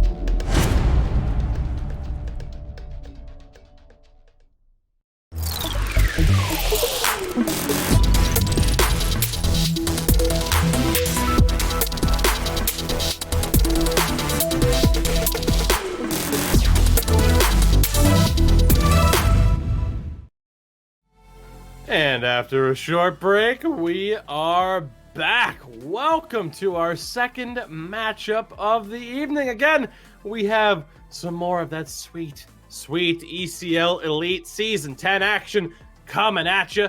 Again, brought to you in part by IS Gaming, or IS Esports and Prisma Gaming. But again, gaming nonetheless, very important to what we do here. And again, we thank our sponsors very much for that. Sin, what a first series we got to call just a few moments ago. I am still stunned. hREDS pulling off the double over HAVU Gaming. And now we have a very interesting matchup ahead of us with the German powerhouse BRAYCE Phantoms taking on the pride of Sweden. At least, you know, they might want to claim that. At least we have some other Swedish teams involved, but still, Luleå hockey involved as well. What do you expect to see from this matchup tonight? Well, I am excited. BRAYCE, one of those teams, you know, kind of in the midst of that log jam area. So if they pick up 4 points here tonight, that puts them even further into the hunt. So they're definitely going to be looking to do that. And Luleå, you know, kind of looking to play more spoiler and get themselves out of that demotion territory, because you do not want to be in that, you know, the last couple slots there. Absolutely. But before we get into the individual breakdowns, where you might want to be is finding yourselves in this spot right here, the play of the week, where everybody wants to be. And we may just see, I mean, we had some contenders, especially with that Benito sauce pass in the old first round matchup, the first series that we covered here tonight. We may see a play of the week candidate in this series as well. Let's see what won for last week, though.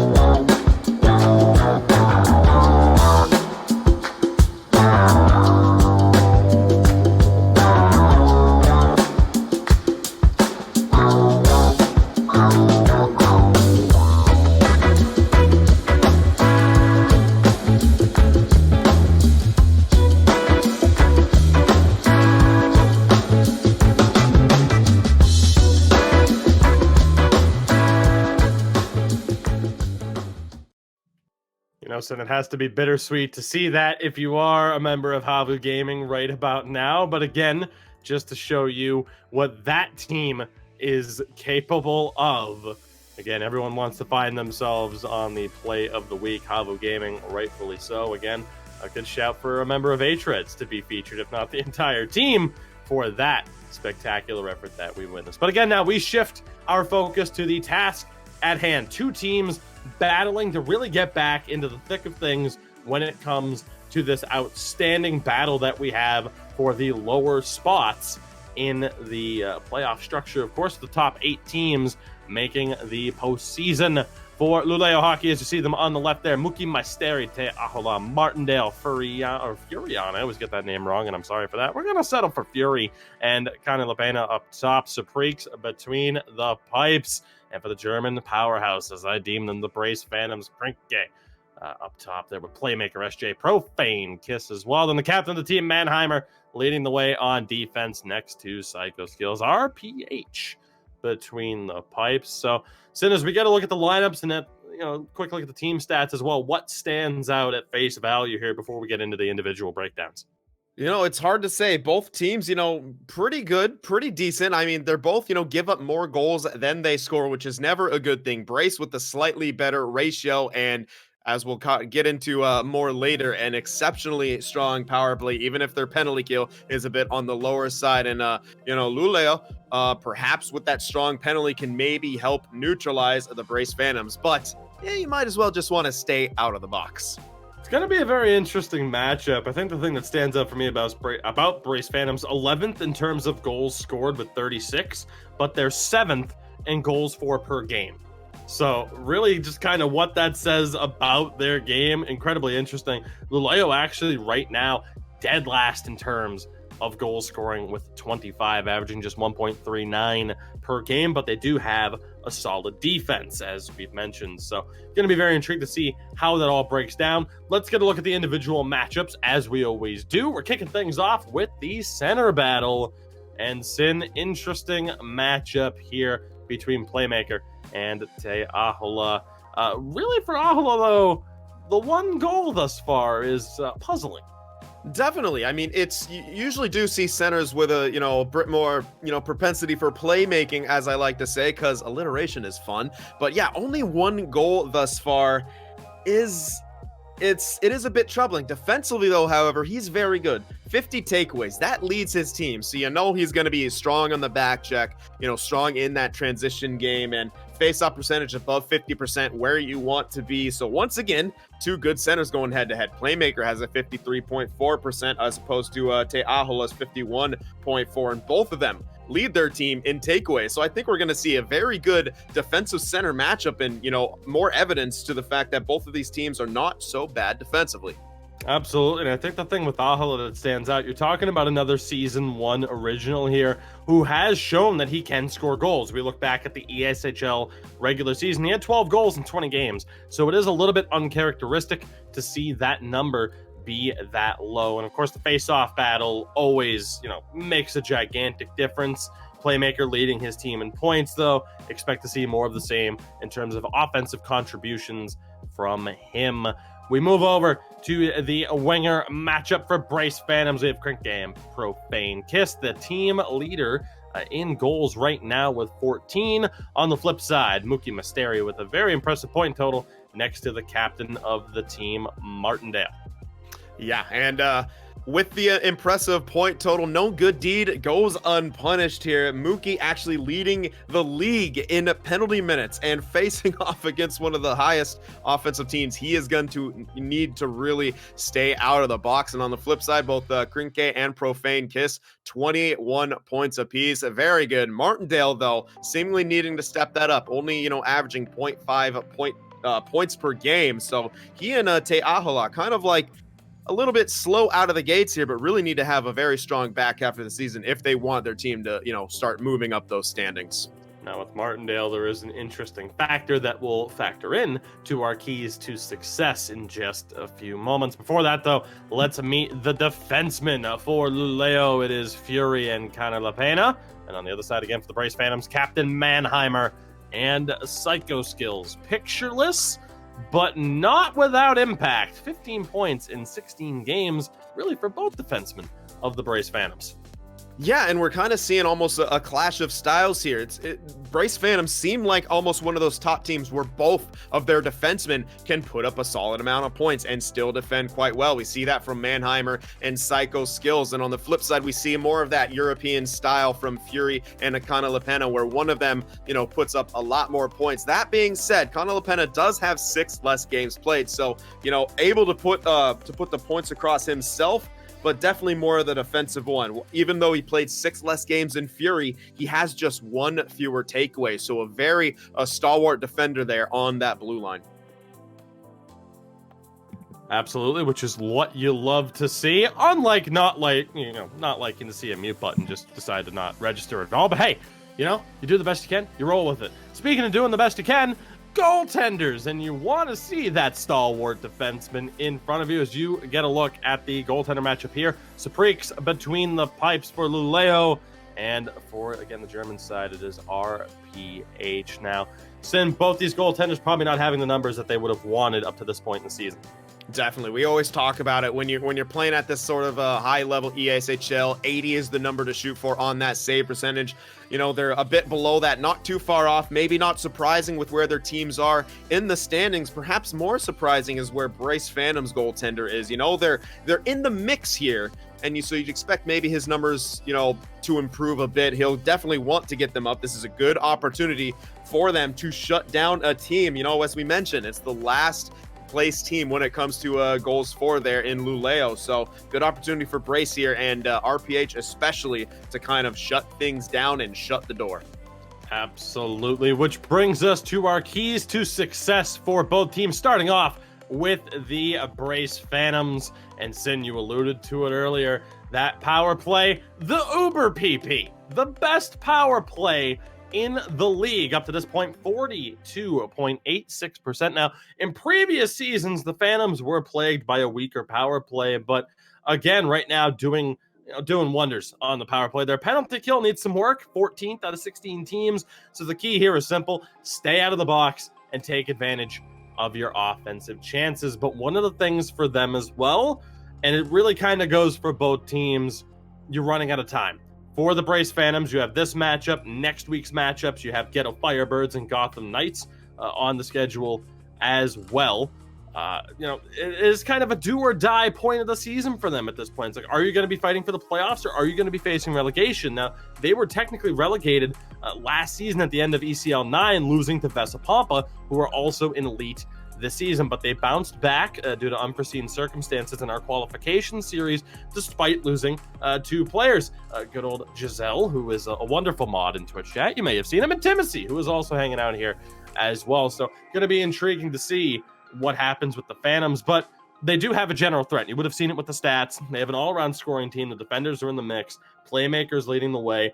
You have to be aware of every player. You can't sleep on anybody, because really anybody on this team can make you pay. It's just a matter of whether or not they put it together. And Sin, that brings us to the keys for Luleå.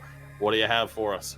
Well, the first one we're going to bring up is what we alluded to when we were looking at those matchups, the not-so-Swiss Army Knife in Captain Martindale. He has played all over the lineup: center, right D, right wing. At right D, he scored 4 points in 8 games, which, to be fair, not too bad for a defenseman. At center, he got 3 points in 2 games, and at right wing, only 2 points in 8 games. And that's what's most curious to me, is that that's where he's playing right now. He's on that right wing side. He does only have 2 points. Now, granted, might have to do with some of the matchups he faced, in those 8 games, but that is the largest sample size and his weakest production. So it's going to be quite interesting here to see how he does on the right wing side in this matchup. Now, as we've talked about the right, it's time to move to the left. It is a very strong left side here, with Muki Maisteri at left wing leading the team with 10 goals, and Fury on left D is tied for 6th among defensemen with his 4 on the season. So that left side really looked to that to be an impact spot here for Luleå. And the PK intrigue, Muki leads the leagues with 28 penalty minutes. We talked about this a bit. He's going to have to stay out of the box against such a tough team. For comparison, the rest of his team, 31 penalty minutes. I mean, he's almost on pace with 4 other skaters. So that's a bit crazy. He is 5th in hits, and maybe not all of those are kind of worth it in the end, especially if it leads to them going down shorthanded. But a new PK system this year for Luleå. They're struggling in a lot of areas, but their penalty kill, not one of them, above 80%. So far, Muki not really paying for some of his aggression and a little bit of the lack of discipline, but against a team like BRAYCE, he cannot afford to take those penalties. Absolutely. So with that, we are just about ready to go. Might get you a quick look here at the top 10 skaters at this point in time.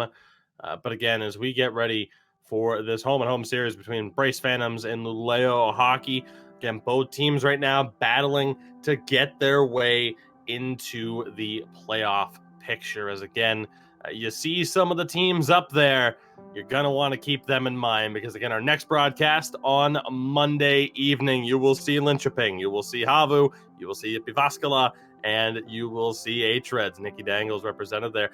Shout out to Antti there, and Kriketsky as well. The lone players of Alexa as well. Actually, there are 3 of them outside of that structure. Of course, Antti and Kriketsky on Jyväskylä. Didn't get to see them today. We're going to get to. So, the shout out for Alexa there, the lone member, not on one of the big 4, but Kova Esports, of course, right in the mix in terms of the top 5. But again, big game for hREDS, big day for hREDS to get that separation from Kova. So, Sin, as we are just about ready to go for the first game of 2 between these 2 teams, how do you see this going down? Again, it's a huge day for both of these clubs. 4 very crucial points up for grabs in terms of determining where these teams are going to be. Are you going to push for a playoff spot, or are you going to be trying to avoid the relegation battle? Well, it's tough to say, but I think when it comes to BRAYCE Phantoms, they have to be pushing for a playoff spot. As we said, they're still in the mix, and these are must-win games for them. They kind of need to get the double here against a team who, you know, should be considered a team that they should be beating here at this point in the season, especially. We'll see how it plays out. As you see, the BRAYCE Phantoms, the home team, in red, Luleå in the yellow.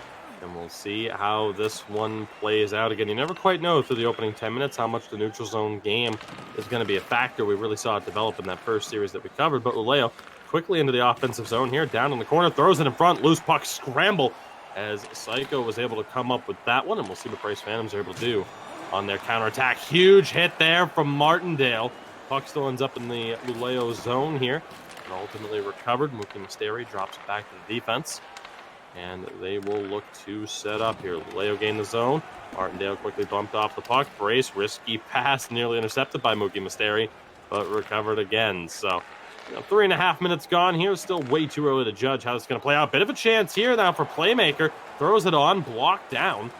What I could tell there, but a bit of a promising moment there for the Phantoms to find that little bit of space. They've been struggling to do so in the early stages. A good shutdown of their own blue line in the immediate aftermath. Couple of quick passes here through their half of the neutral zone. Again, Playmaker finds space, sends it around the back to Krinke. Trying to find the extra bit of space again now to the point. No shot. Shot there. Big save. Playmaker denied by Saprix. The BRAYCE Phantoms recover. One-timer and another big save by Saprix, robbing Mannheimer on the one-time. Yeah, and we're really getting to see why Mannheimer and Psycho Skills have the amount of points they do. They are very active, both on the breakouts, a lot of movement, a lot of crosses, a lot of drop passes. You like to see that. And then, of course, the one-times, feeding the point there in the offensive end.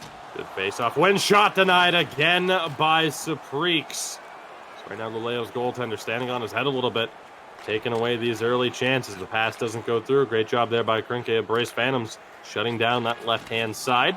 See what they're able to do here in response. Luleå patrolling their own blue line. Good poke check there by Krinke. He's all over the ice right now. Has it down low. Throws it back. No shot. But he'll regain possession again. Recovered by Playmaker. You see Luleå playing the body right now. Sin, how aggressive have they been so far this season? Really both teams in terms of the physical play. Absolutely. And that's what they're going to need to do is they look to get a forecheck here, and it might pay off. The opportunity to shot blocked down in front. Second chance still doesn't go. Loose puck scramble. Recovered on the half wall. Now down in the corner. Look to throw it in front, maybe the wrap attempt. All the way back to the point. Nobody home. So again, BRAYCE Phantoms, 14 out of 16 in terms of hits. Luleå in 7th. So not surprising to see them play the body a little bit more in their own defensive zone. This puck loose on the half wall, recovered by Luleå. Shot doesn't get through. Second chance just wide. A couple of big chances here for Luleå. Opportunity again, sent back to the point. Psycho Skills, Fury actually has it. I don't know why.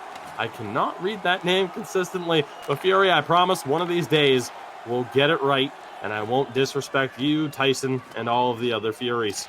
Just puck down in the Luleå zone again. Fury actually takes the hit there, recovered by EASHL. They'll send it back around, so good forechecking here from the Phantoms. They recover again. Krinke has it on the half wall. Back to the point again to Mannheimer. Looks for space, doesn't take the shot, elects to pass. Sin, you might want to see the shot there with that much space.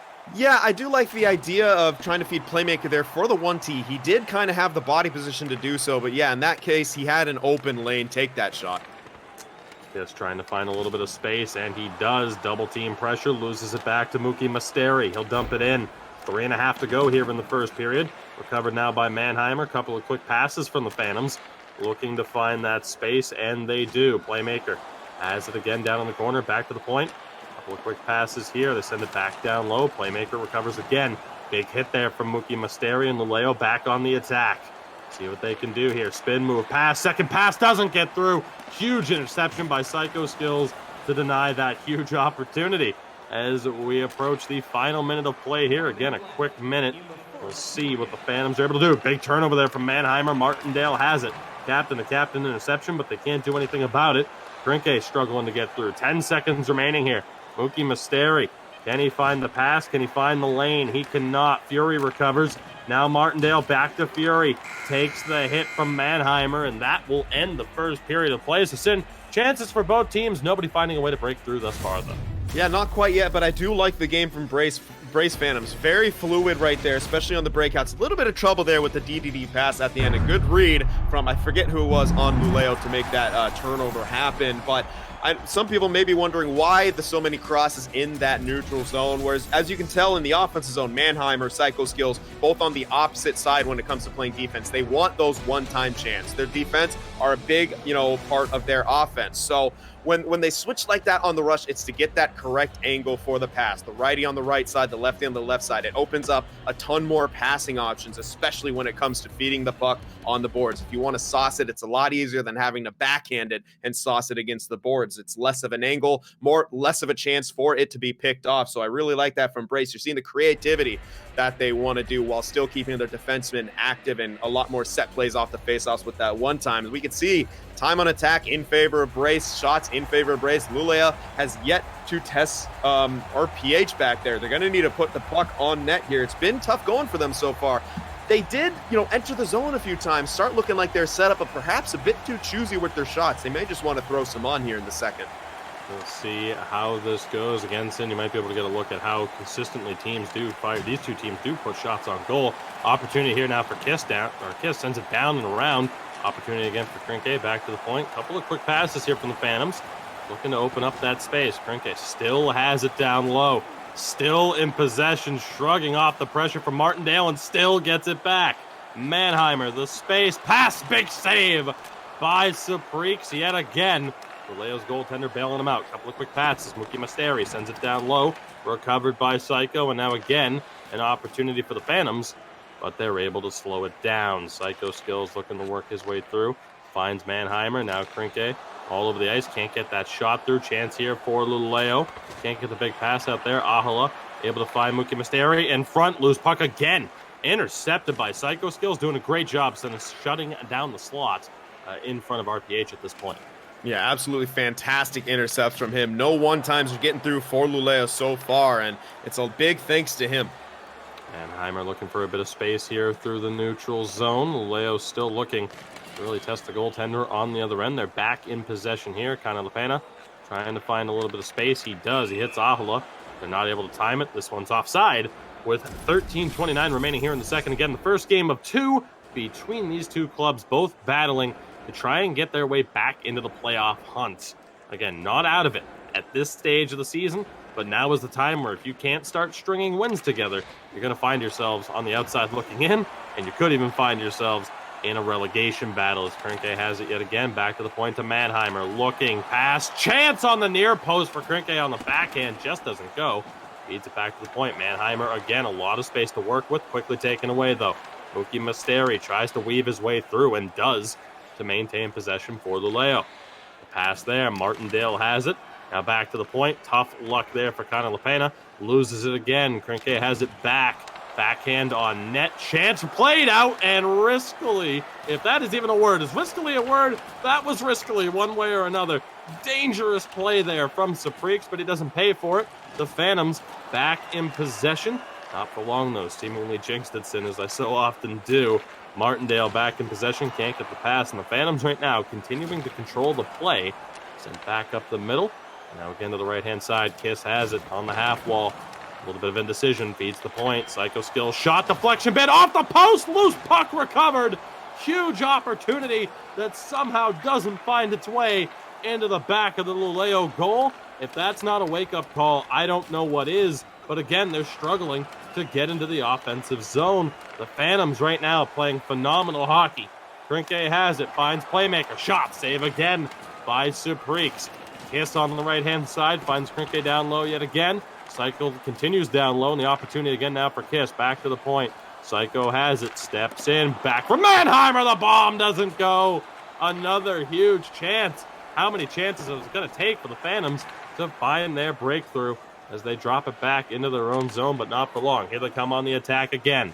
Playmaker SJ looking for space, back to the point. D-to-D pass, shot doesn't go through. Loose puck scramble, recovered by Luleå.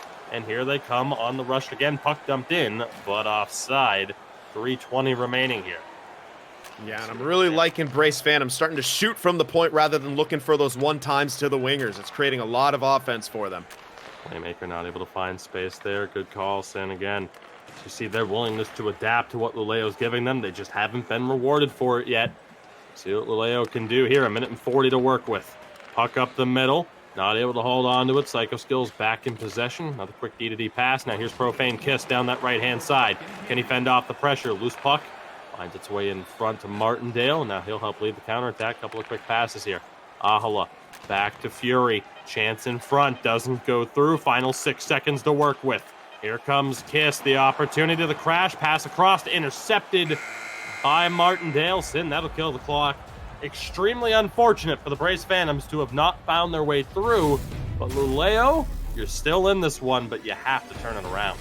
Yeah, it's starting to get almost into that danger territory for BRAYCE Phantoms. I mean, you're feeling like you're getting the pressure, you're getting the shots, you're getting the offense, but you haven't scored yet, and that puts you in danger of just one bounce to put you behind in this game. So I wouldn't say they're frustrated, but they've got to be a tiny bit flustered after how well they played offensively. And Supreek's, credit to him, making all the saves he needs to make. That shot off the post from the deflection gotta hurt. But yeah, Luleå, after 0 registered shots on net. They've got to throw something on. They've got to enter the zone cleanly. That one dump and chase, I like the idea, but they went off sides. They just seem a little bit, out of sync here so far in this one. But again, credit to BRAYCE Phantoms. They are coming out hard, and they're playing like they want to win. They just need to find the back of the net here. We'll see if they're able to do so here. Third period just about ready to go. Sin, obviously, for Luleå. Simply put, get a shot on goal. You've had a couple of opportunities, but obviously for the Phantoms, you might be panicking a little bit. It's tough not to, that you haven't found the breakthrough when you know all it takes is one opportunity for the team to break through on the other side. Yeah, absolutely. As we're seeing those D cross once again, and actually going to cross twice, feeding the middle this time. Not a bad look. Puck into the corner. SJ comes up with it. Shot on. Save. Another chance just wide. Supreek's continuing to be tested. Luleå come up with this one. Down to Lopano looking for space. Finds Mookie Masteri. Opportunity. Shot just wide. Good chance there. Their best of the game thus far. Mookie Masteri tried to find the man at the point. Doesn't go through. Good poke check to keep it in the zone, but Mookie Masteri just can't find Martindale on the pass. Here come the Phantoms on the backside. Playmaker shot on. Deflected down and away. And again, now the opportunity for the Phantoms. Okay, back to the point. Psycho looking for space. Finds the pass. Shot never finds its way through. May have been blocked by his own teammate. Here come Luleå yet again, but offside. Miscommunication. Loose puck scramble at the line. So 4 minutes in, good opportunities for both teams. Absolutely, and a really good look from Psycho Skills there to feed Krinke on the opposite side for the one-timer. I don't know if he was expecting it or just got one of those rough animations that takes kind of forever to get the shot away. Either way, not able to get that one through on the net. Once again now for the Phantoms down the half wall. Profane Kiss takes a little bit too much time. Bumped off the puck by Mookie Masteri. Fury able to pick this one back up. We'll see what he can do with it. Quick sauce pass, finds its way to Mookie Masteri. The opportunity sends it down low. Quickly back. One-timer, huge glove save.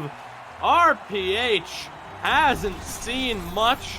What a spectacular save to make, given the circumstances. Very good save, snagging it with that glove, and no one kind of detected Connor Lopana sneak into that slot area, have an uncontested one-timer. Great job by RPH to keep this from going down in this one.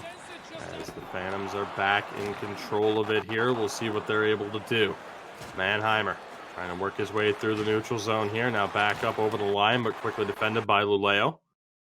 And again now, we'll see what the Phantoms are able to do here. Back on the counterattack again.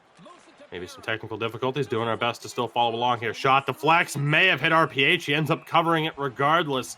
Another huge save there. So kind of worst case scenario sitting here for the BRAYCE Phantoms. Close to it. Obviously, a goal would be the worst case scenario, but Luleå's starting to wake up a bit with these chances. Definitely, and when you didn't capitalize on 2 straight periods of really having the advantage, yeah, you're really feeling the pressure now. They got to get a goal because it feels like Luleå, as they keep pressing here, may just sneak one in. Opportunity now, puck over the blue line. Chance here for Mookie Masteri, not able to pull the trigger. Again, shout out to Playmaker as well, doing great on defensive zone draws. Mookie Masteri loses it yet again, but Luleå continuing through the scramble. Just pinballing around at this stage. Ultimately, the Phantoms back in control. That's what they're able to do here. They mistime it. Offside by a large margin. 9:19 remains here in the third period. Still looking for our first goal of the game. Sin, what's it going to take to find a breakthrough? Well, I think a little bit of patience and maybe a few more shots from Brace Phantoms. I think at times they're trying to be a little too fancy here, and they're just not quite getting those, in the tight kind of dirty chances. We saw it from the last series. Sometimes just throw that puck towards the net and good things can happen. See what happens here. Luleå back in possession. Fury taking his time. Finds Martindale. Dishes it down low to Ahola. Still battling for it. Chance here. Mookie Masteri takes the hit. To Ahola. Nowhere to go. Gets crushed by Mannheimer. BRAYCE Phantoms looking to lead the counterattack. No space for Krinka yet again. We'll see what Luleå are able to do.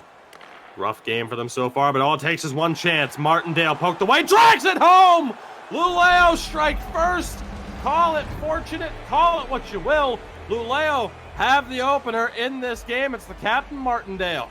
Just drive that net and throw it on. That's exactly what Luleå did right there. And Martindale, huge time for him to step up. As we mentioned, he's had trouble scoring this year. Not so much in that case. A big goal to put his team on top here with 5 minutes left in the third period. A frustrating goal if you're a member of the BRAYCE Phantoms, but unfortunately, lack of finishing comes back to haunt you here. Luleå back in possession, 4 minutes to play here in regulation. This one onside, but the Phantoms back in control.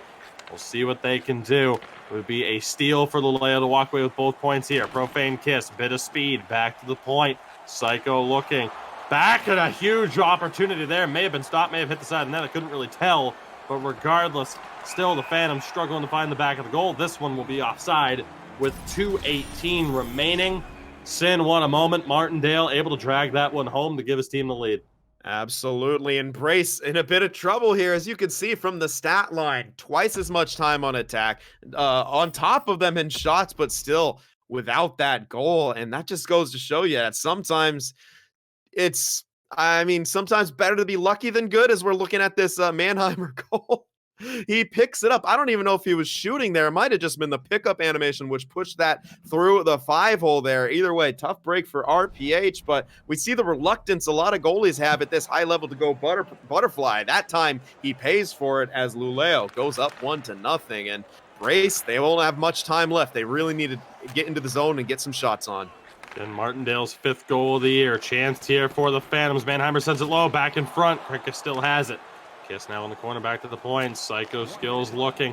Finds Kiss again. Back to the point for Mannheimer. Greatly defended by Martindale. 50 seconds remain. The Phantoms back in the zone, but they lose it quickly. Ahola looking for space. Finds Mookie Masteri. Can't dangle his way past. We'll see what the Phantoms can do. About 40 seconds remaining here. Devastating loss this could be for their hopes to avoid relegation. Back to the point again. Chance for Psycho. Throws it on. Big save by Saprix. Luleå looking to lead the charge. Martindale has a bit of space to work with. Pulls back. Cycles it low. Mookie Masteri in the corner. Takes his time. Can't get it back down low to Martindale on either attempt. 16 seconds here for the BRAYCE Phantoms to try and salvage this. Can they find a way? Mannheimer over the line. Now Krinke back to the point. Cycle skills pass. Big save by Saprix. 5 seconds to go. Martindale space. One-timer. It doesn't go. Luleå steal this game. A crucial 2 points for them in their 5th win of the season. Sin, what a finish to that game. Absolutely great finish. Saprix standing on his head. 2 or maybe 3 huge chances that he's able to keep out of the net, and BRAYCE Phantoms just have to be shaking his head as he's getting the play of the game, and rightfully so. Saprix really doing a great job of keeping his team in that. And as we saw, we talked about it after the first 2 periods, all it takes is a bounce. Luleå got that, and BRAYCE simply was not able to bury it. They had plenty of one-time chances, plenty of good looks. They just couldn't put one in the net. That's got to hurt. Those are 2 important points that they just let slip away. A dominant opening 40 minutes to that game. Luleå not with a single registered shot. Yet ultimately they walk away with a 1-0 victory. And you want to talk about a win that can really spark a season and really sink a season. And it is again, as rough of a goal as that was for the Phantoms to give up. Again, Martindale, just the pickup animation to drag it through the 5-hole. There's nothing RPH could do there. Those goals are always a possibility, and it really is a shame, if you remember the Phantoms, to just have not been able to find a way to, get one to the back of the net. I mean, again, you have guys who are goal scorers. Krinke, we pointed him out a lot for the Phantoms, 11 goals in 15 games. Playmaker SJ, 9 goals in 17 games now. Profane Kiss, a couple of huge opportunities that were just unfortunate to not go, or Sapreeks made spectacular saves, but leads the team with 14 goals now in 17 games. And you got to point this out too, and you called it, the defense for the BRAYCE Phantoms get a lot more involved offensively, despite the fact that they don't necessarily have a ton of shots. It was 22 shots, 2 goals for Mannheimer heading into this game, 14 shots, 0 goals for Psycho Skills, but they weren't afraid to throw pucks on or look for those last-second passes. They just couldn't find the back of the net. Call it bad luck. I mean, call it a spectacular performance from Sapreeks as well. Again, earning his 5th win of the season. You look at that and you say, how is that just your 5th win in 19 games? Yeah. How did you have a sub 75% save percentage? He earns his 3rd shutout of the year, which is very respectable. But all in all, I mean, again, you want to talk about a game that was stolen by the goaltender. That is what a good goalie can do for you in this league. And again, you want to talk about some numbers that can be deceptive.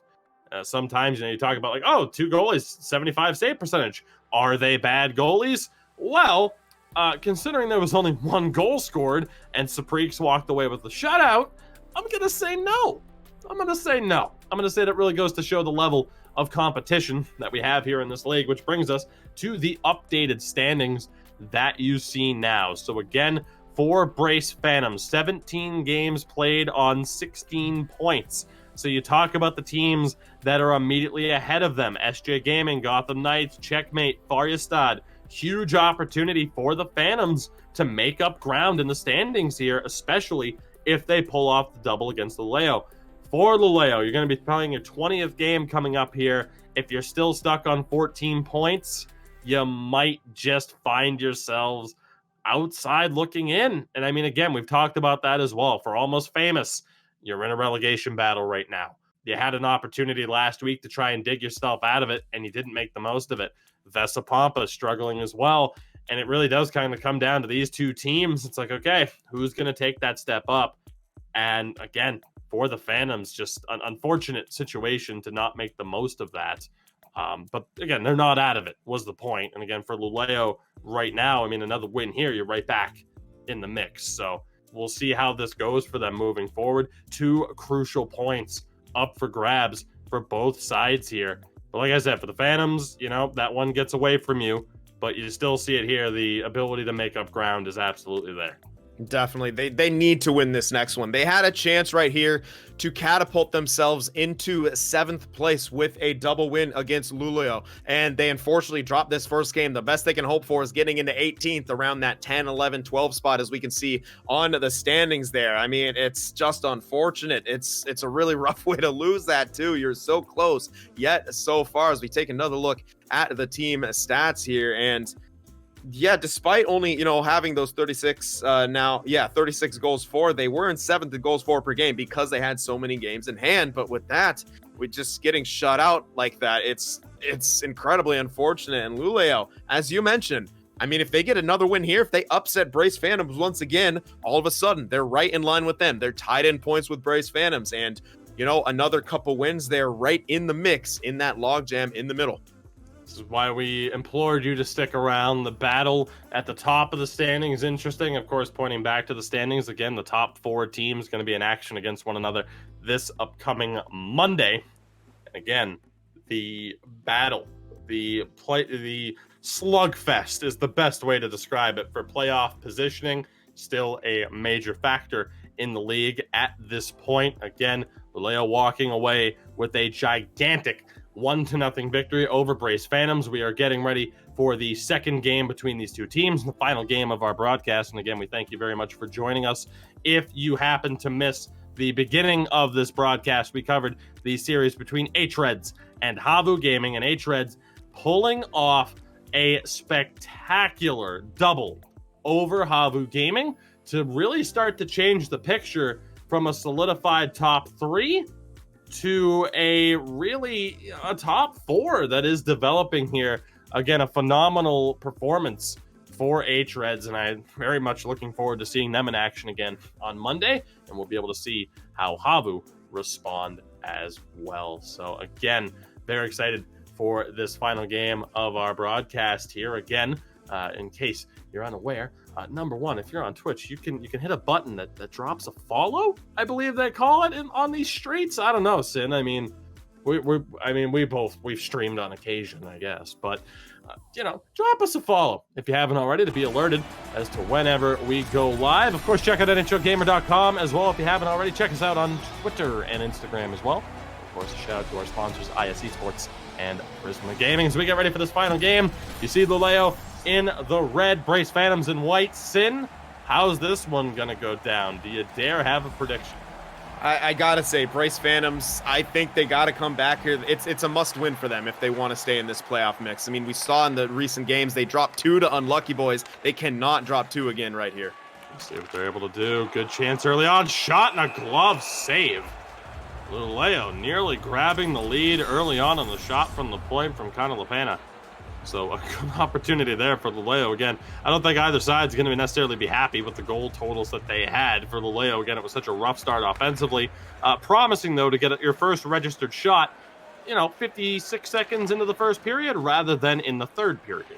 Oh, yeah, absolutely. Was just going to point that out as we see BRAYCE Phantoms trying to enter the zone, but Luleå at this point doing a much better job holding the blue line so far in this one here, as BRAYCE Phantoms might want to look to shorten their breakouts. Big stretch pass. Martindale has the space, hits the side of the net on the shot. They're able to pull it back here, though. Rookie Mysteri was able to get it up to the half wall to Ahola. Tries to send it back down low, but Profane Kiss was there. Again, a reminder, the Phantoms in white this time. Luleå going from the yellow to the red. Chance on the near post taken away by Kanalapana again. So Luleå a much better start here, all things considered. Whoever grabs the first goal, though, of course, that is going to be crucial. Ahola was fighting for that one, not able to come away with it. We'll see what the Phantoms can do here in response. A little bit of space here for Krinke.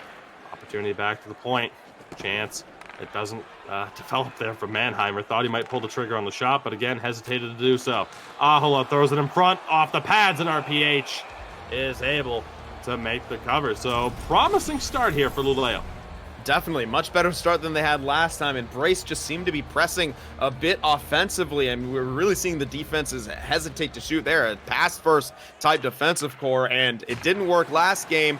A little bit disheartening to see them trying the same thing this game when they didn't score. Yeah, even though you had all that successful offense, you still didn't score. It's time to maybe mix things up here on the offensive end. A little bit of trouble to find space for the neutral, and they finally do. The one-timer doesn't go.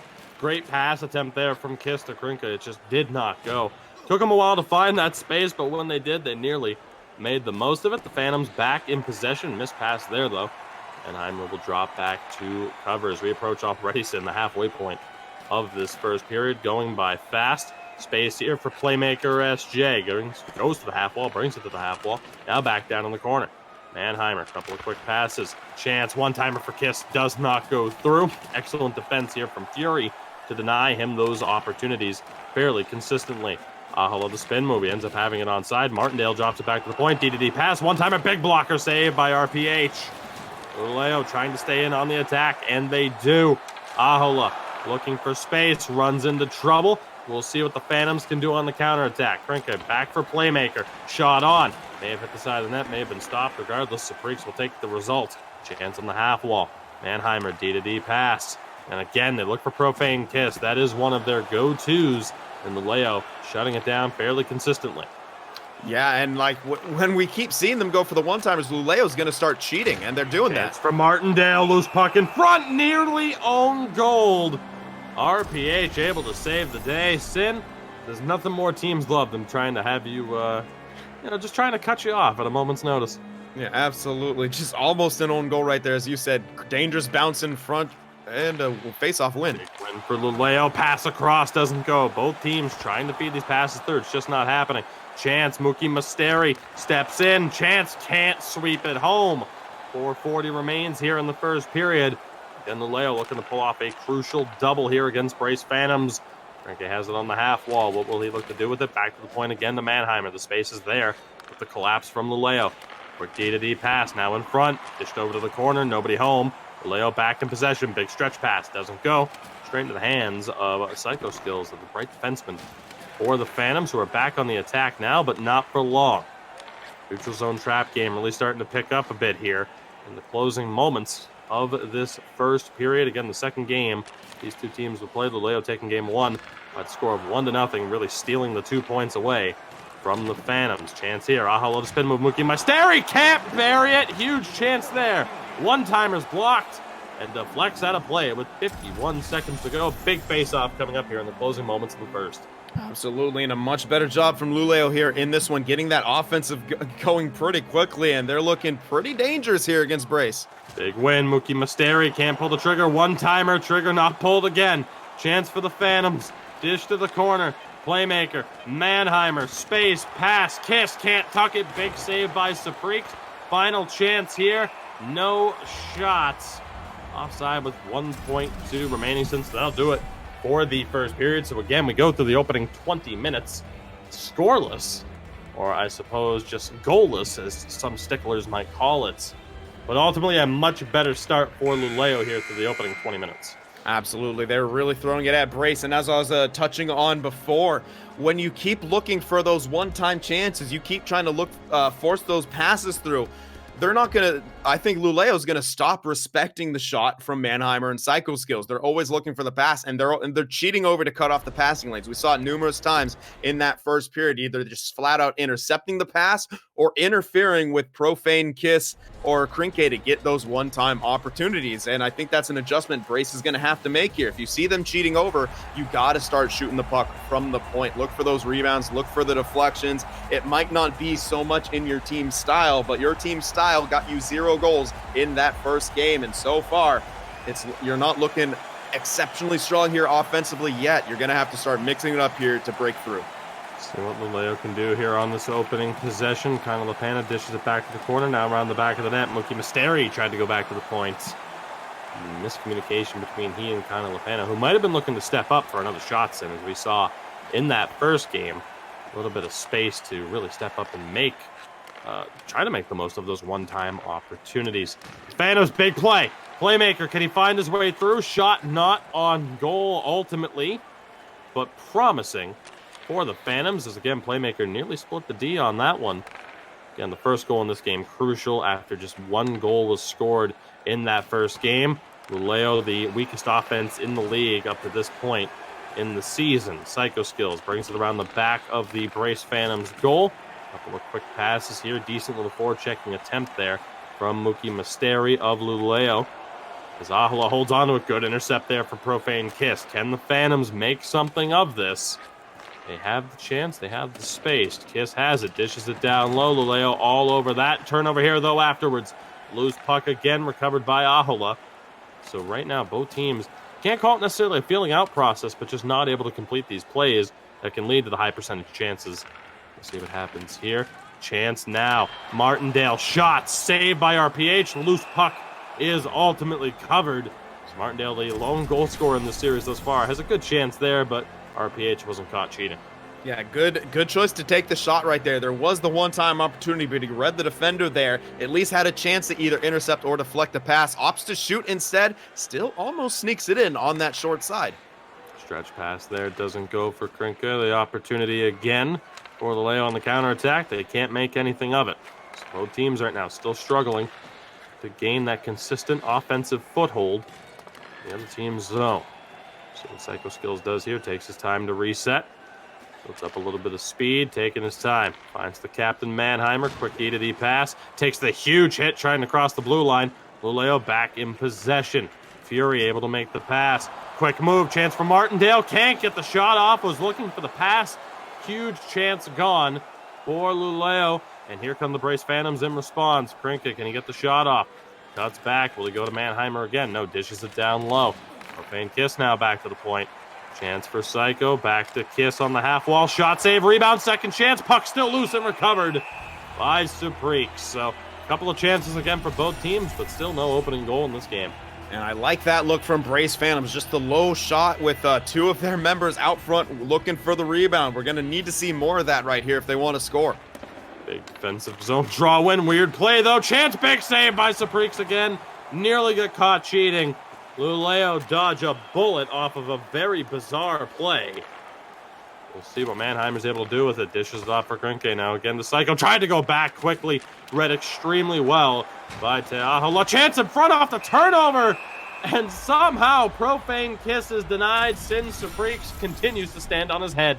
He has just been phenomenal in this series thus far. Perfect positioning, making every single save he needs to, and reading those backdoor passes and making those huge saves, crossing the crease with those butterfly slides. Under 6 minutes to play here. Offside warning on the Phantoms, so they'll have to back off. We'll see what Luleå can do with that extra time to potentially set up a breakout. Now under 5 minutes to play here in the second, still looking for our opening goal. Phantoms back in possession. Can Krinke find space? Tries to work it through. Mannheimer, D-to-D pass, slap shot, deflection, bait, and he scores!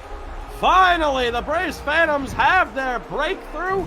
It's Krinke in front, his 12th of the season, and the Germans are on the board. Yeah, and Psycho Skills just blasting it from the point with a bit of a shooting lane. Wasn't even the cleanest lane, but he just says, you know, forget it. I'm firing it on net, and that's what BRAYCE needed to do here. They had 3 guys creating traffic out front. Chance for deflections, chances for rebounds. Krinke picks it up, fires it home, and the first goal on Supreeks there, and BRAYCE have a 1-0 lead late in the second. Rough one for Supreeks to give up the shot from the point. Chance here for Mookie Masteri. Drops back to the point. Fury to Kanalapana. Back to Fury. Look, shot blocked in front. But again, finally the Phantoms have their breakthrough in the first of the game. Chance here again for Krinke. Can he have the space? Can he take the space? He has it. Can't find the opportunity, though, to make the most of it. Luleå back on the attack. Chance quickly taken away, but Luleå maintain possession. Now it's Martindale on that left-hand side. Tries to get it down low. Took a deflection off of the defenseman. So we approach the final minute of play here in the second period. Mannheimer dishes it up for Playmaker. Tried a quick shot. That still didn't find its way through. Under 30 to play now.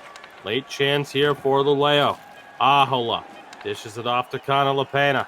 Has the space. Looks, pass. Doesn't get through. Loose puck scramble. And dumped out by Psycho Skills. So Sin, finally, it took him a while, but the BRAYCE Phantoms are on the board. Supreeks is human. Yeah, so far he looked pretty unstoppable and almost, you know, so deliberate. It was almost robotic. Just was absolutely fantastic. And again, on that one, you can't really blame him for that either. It's just BRAYCE throwing a puck on net and getting the rebound. We saw him do that a bit earlier with a shot from Profane Kiss low on the net with both Krinke and Playmaker out front. That one didn't go for him, but this one, it did, and they have a 1-0 lead because of it. That's huge, and now they have a little bit of breathing space. I mean, their first lead of this 2-game series here, a chance to build on it as well. They can maybe start being a bit more fancy, but at the same time, what just worked for you? Threw a puck on net, got the rebound. I'd like to see, especially Mannheimer and Psycho Skills, do that a little bit more right here. You can see, even with the brief delay right there, they are a pass-first kind of team, but in that situation, great shooting lane. He took it, and Krinke picks up the rebound. It looked like it was deflected up top there by Playmaker as well before it made its way to the net. So interesting job right there by BRAYCE Phantoms, and Luleå now find themselves on the back foot here, in danger of getting shut out 1-0. Huge moment here in the season for both of these teams, both in desperate need of the 2 points that are up for grabs in this game. We'll see who walks away with them. Mookie Masteri. Decent attempt there, not able to hold on to it. Rough turnover from Luleå. We'll see what Playmaker can do. A couple of quick passes here for the Phantoms, not able to work their way through, but quickly back in possession. Again, very interesting to see how this has played out. The neutral zone battle, the quick turnovers, space that perhaps hasn't been taken advantage of. Krinke back to the point. Mannheimer's there, doesn't pull the trigger, looks for the pass. Psycho looking for a bit of space. Now down to Playmaker on the half wall. Shot on. Wired wide. Huge opportunity again for a deflection bit. It just doesn't go. Mannheimer can't hold that one. Mookie Masteri, the chop. Decent attempt to maintain possession. Could not do so. Playmaker up the middle. Loose puck. Kicked back out. So again, Playmaker, Sin, trying those rushes up the middle. Although Luleå right now Going to be held back in the neutral zone from the looks of it. But indeed, playmaker trying those rushes up the middle. Luleå able to hold this one in, but quickly lose a chance here for Krenke. He has Profane Kiss with him. Kiss can't get it on net. Connor LePain, a great defense there for Luleå. They're on the counterattack. Chance in front doesn't go through. So both teams right now living dangerously with the space that they're giving up. The other side just not able to take advantage of it. Puck down below the Luleå goal. Now in the corner and again back down low. Puck loose in front. Krenke fighting for it. Rat bid doesn't go. Puck kicked back out to the point. Psycho has some space. What will he do with it? Steps in toward the zone. Playmaker denied. Huge chance in front. Saprix comes up big again for Luleå. Yeah, playmaker left not alone in the middle, but with just enough space to get that shot off. It didn't look like he was able to pull it to the forehand. It was a backhand on, so Saprix able to swallow that one up, but nonetheless a dangerous chance. Chance off the face-off goes to waste. Luleå not able to make the most of it. So what the Phantoms can do now in possession. Playmaker has the speed, cut back, can't find the pass to Kiss. Has it again, looks, dishes it back to Kiss. Backhand hits the side of the goal. And now again it's Luleå back in possession. Quickly though, recovered. Great job there by Mannheimer again. Luleå right now, desperation has to be kicking in. Still just one goal for you despite a win. Kiss has it in the corner. In front, big save on Playmaker again. Saprix doing everything he can to keep his team in it. Chance for Martindale. Big save by RPH. In response, that one deflects to the play. 8:27 to go here in regulation. Yeah, it feels like we haven't had too many face-offs here. It's been a lot of back and forth action. We have one here, important one here for Luleå. Te Ahola needs this win. And he get it, he does, and clean as well. Kind of LaPena with the puck at the point, circling around. Might want that D-to-D pass. Shot on, deflects wide. Had Mookie Mysteri in front. Chance here for Krenke, the lone goal scorer in this game. Drops back for playmaker. Shot, rebound, he scores! Profane Kiss is there to bury the rebound. And the BRAYCE Phantoms may have just iced this game.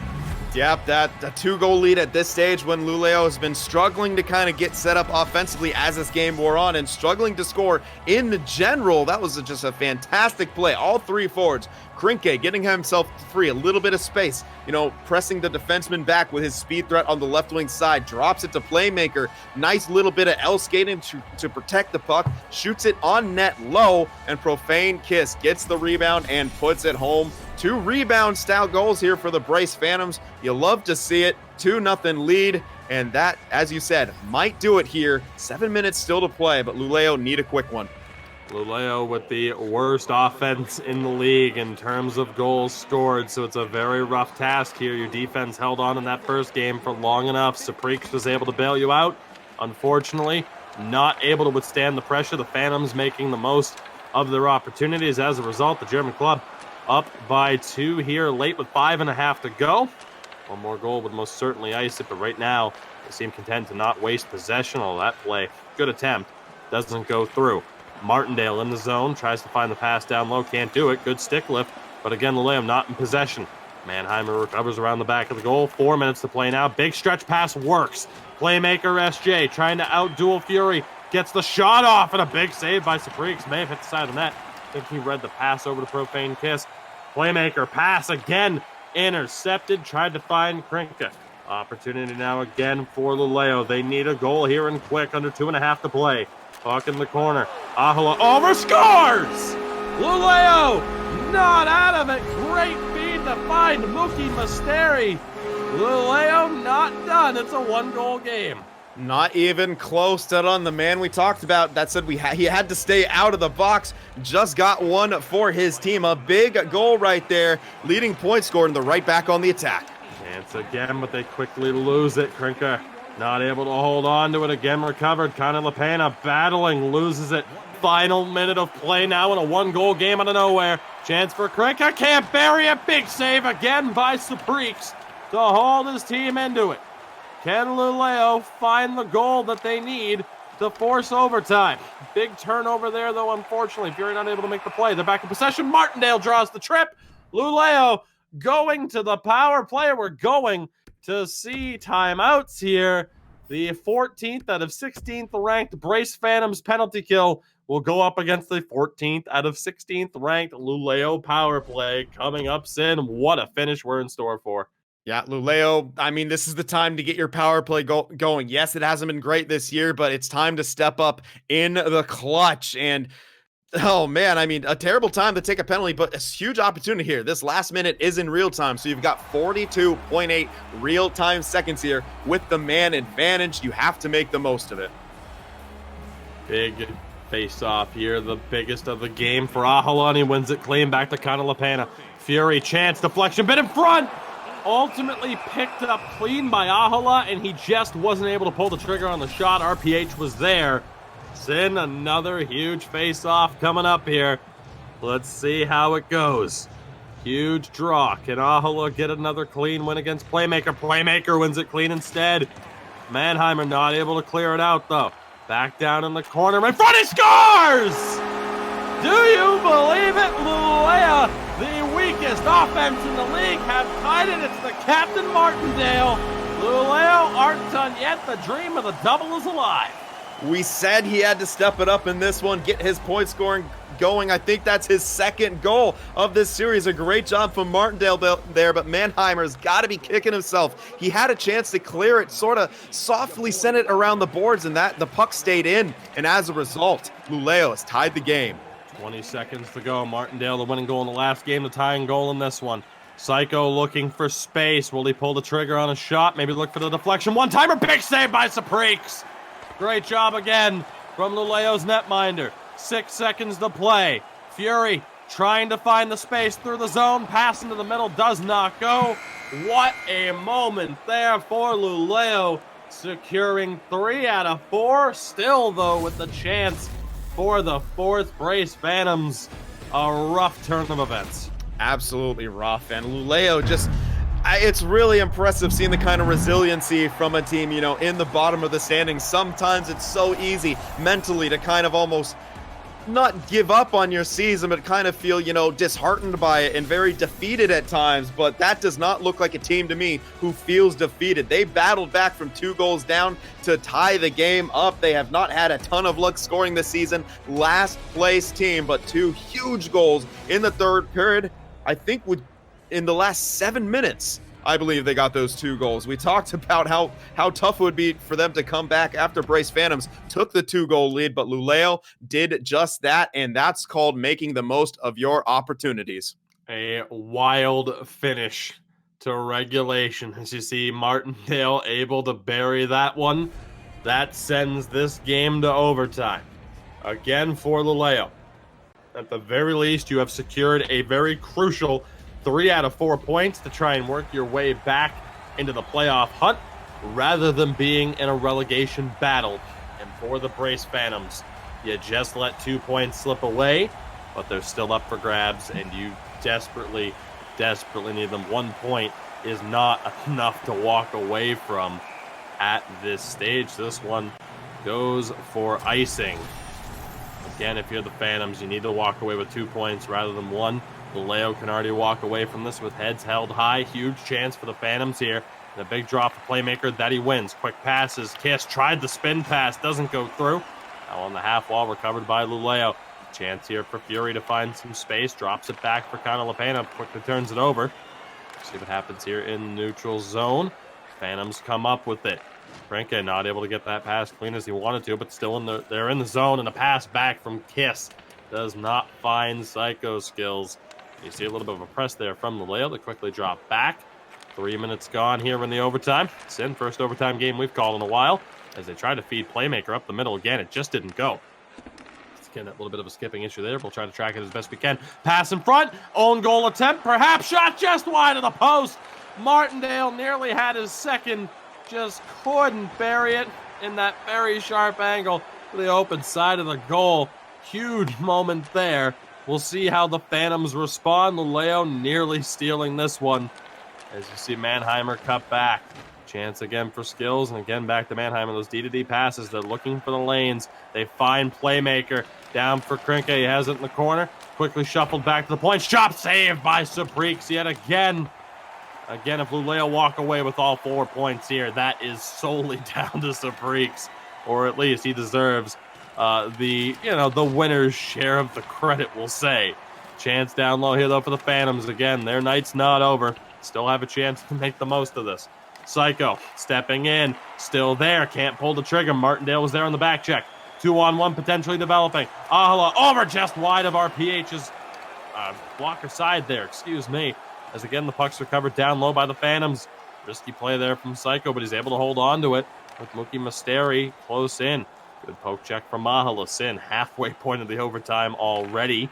As we'll see, again, Manheimer finds Playmaker down in the corner. Again, down low to Krinka. Can he find the pass to the point? He does. Manheimer trying to draw space. Shot saved by Saprix again. But still, it's the Phantoms on the attack. Chance here, down low, loose puck. Denied by Saprix. Recovered by Luleå. Can they take advantage of this? Their goaltender's bailing him out, but the ice tilted a little bit towards the Phantom side right now. Back to the point, in front again. Loose puck, somehow not buried. Saprix was down and out, but the Phantoms could not finish. I don't know how that stayed out. Profane Kiss had an almost empty net to shoot out, and Saprix somehow snuck back. I don't know if he made the save and then covered it, but he got the cover nonetheless. I believe that just read 16 saves for him in this one. Rookie Mysterio with possession here in the zone for Luleå. Still fighting for it. Playmaker SJ comes up with it. Can he work his way into the zone? Great passing. Playmaker doesn't pull the trigger on the shot. Puck behind the net. Luleå, can they recover? The Phantoms still fighting for it. They still have possession. Dished in front. Intercepted again. Recovered. Scores! The BRAYCE Phantoms somehow, some way avoid disaster.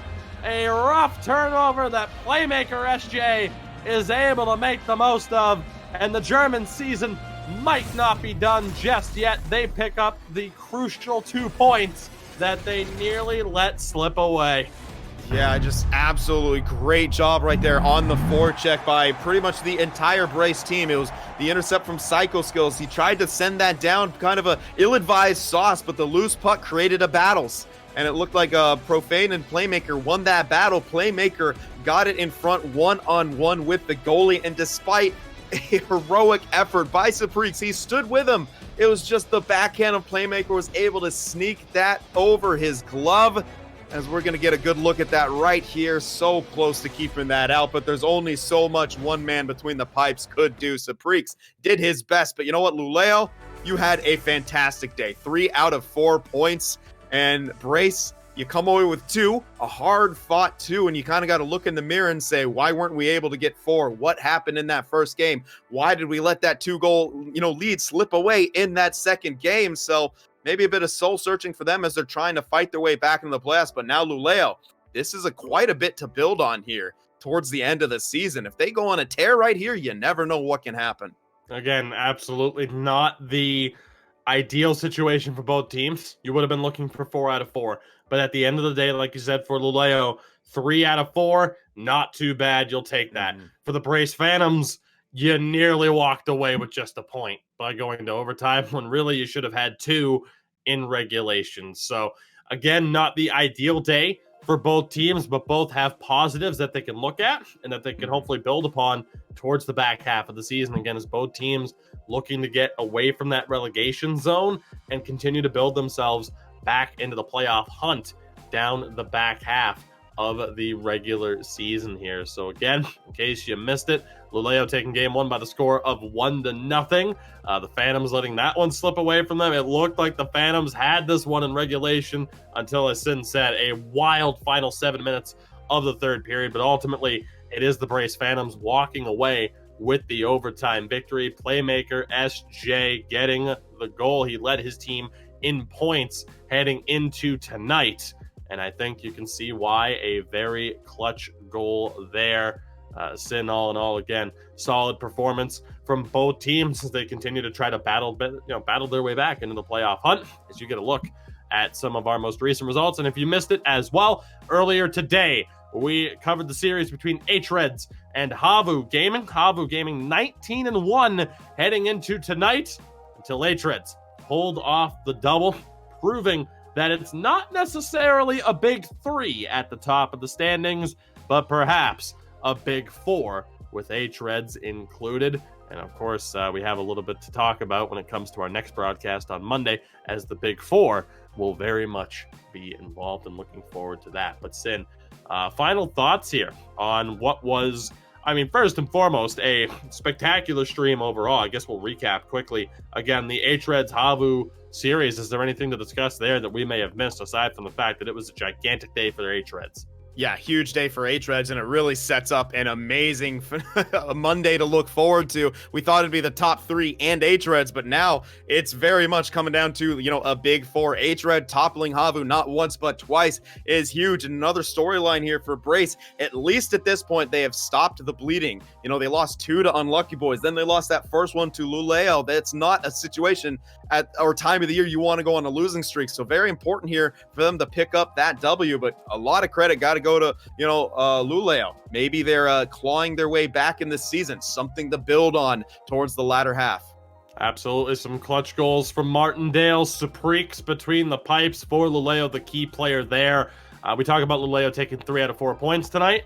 Absolutely does not happen if Supreeks does not make some phenomenal saves. And Sin, as you mentioned, he was within milliseconds of being able to make that glove save at the very end on that desperation attempt. So again, a phenomenal night for him. Definitely the key player of the game, of the series, for that team. On the flip side, for the BRAYCE Phantoms, I mean, tough to say where you could have necessarily been a little bit better. I mean, offensively, some of the chances were there. Don't know if it was a matter of maybe trying one pass too many, not looking to get enough shots on, or just a matter of facing a hot goaltender on the other side. But again, for the Phantoms, you do walk away with 2 points out of 4, and of course Luleå walking away with 3 out of 4. So you got to look at the updated stats. Again, Luleå heading into tonight as the worst offensive team in the league, so taking 3 out of 4, not a bad day at the office.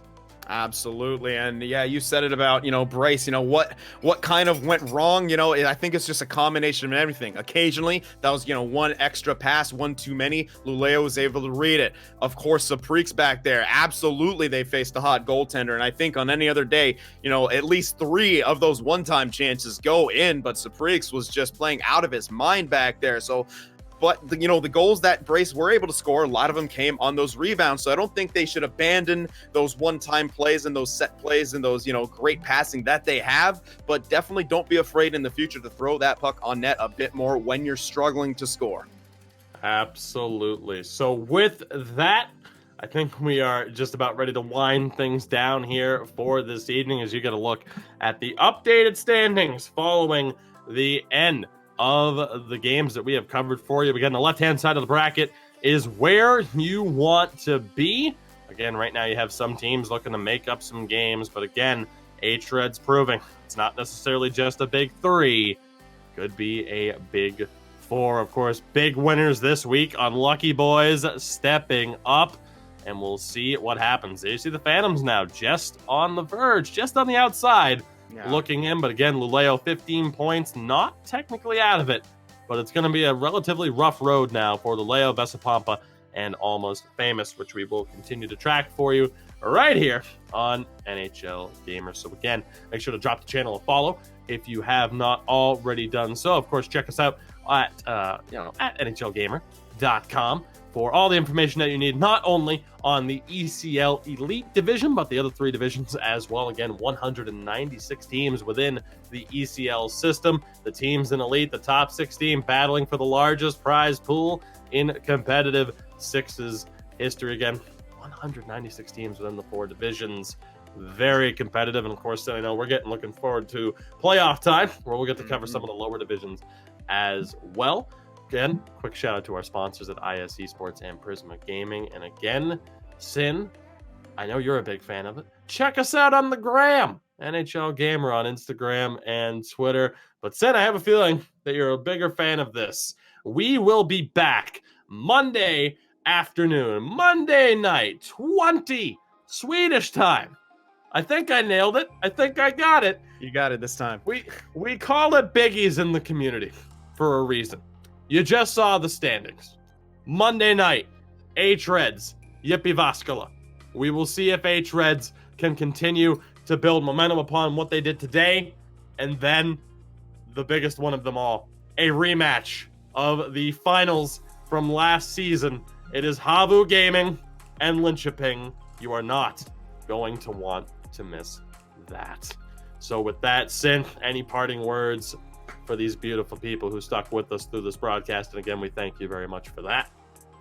Yeah, well, just again, thank you all for stopping by. And yeah, on the topic of not missing things, if you have missed something from this season, definitely check out NHL Gamer on YouTube, where we will be posting all of the VODs. And you know, the best thing about that, they won't disappear after a month or so. So you can catch them, relive those moments anytime you please. Very, very true. Speaking of YouTube, you can catch Sin on YouTube at Sin for the Win Productions, on Twitter at Sin for the Win Prod, and of course on Twitch here, right here on Twitch at Sin for the Win Productions. You can also catch myself on YouTube, Twitch, Twitter, the Gram, Tuki24 everywhere. Again, we thank you very much for the support, not only here on NHL Gamer, but again, for those of you who have also elected to, throw a nice follow Sin and I's way as well. We greatly appreciate it. Again, thank you for helping support the best version of competitive NHL right here in the Sixers community. We will see you all on Monday. Although if you're interested in the North American side of things, the NACL playoffs currently ongoing, and we'll be back on Sunday for that broadcast. You might be seeing our good friends Drew and Nick on that particular cast. Until next time, everybody, stay safe. Have a good one. And until next time, take it easy. This was a 10 out of 10 outro.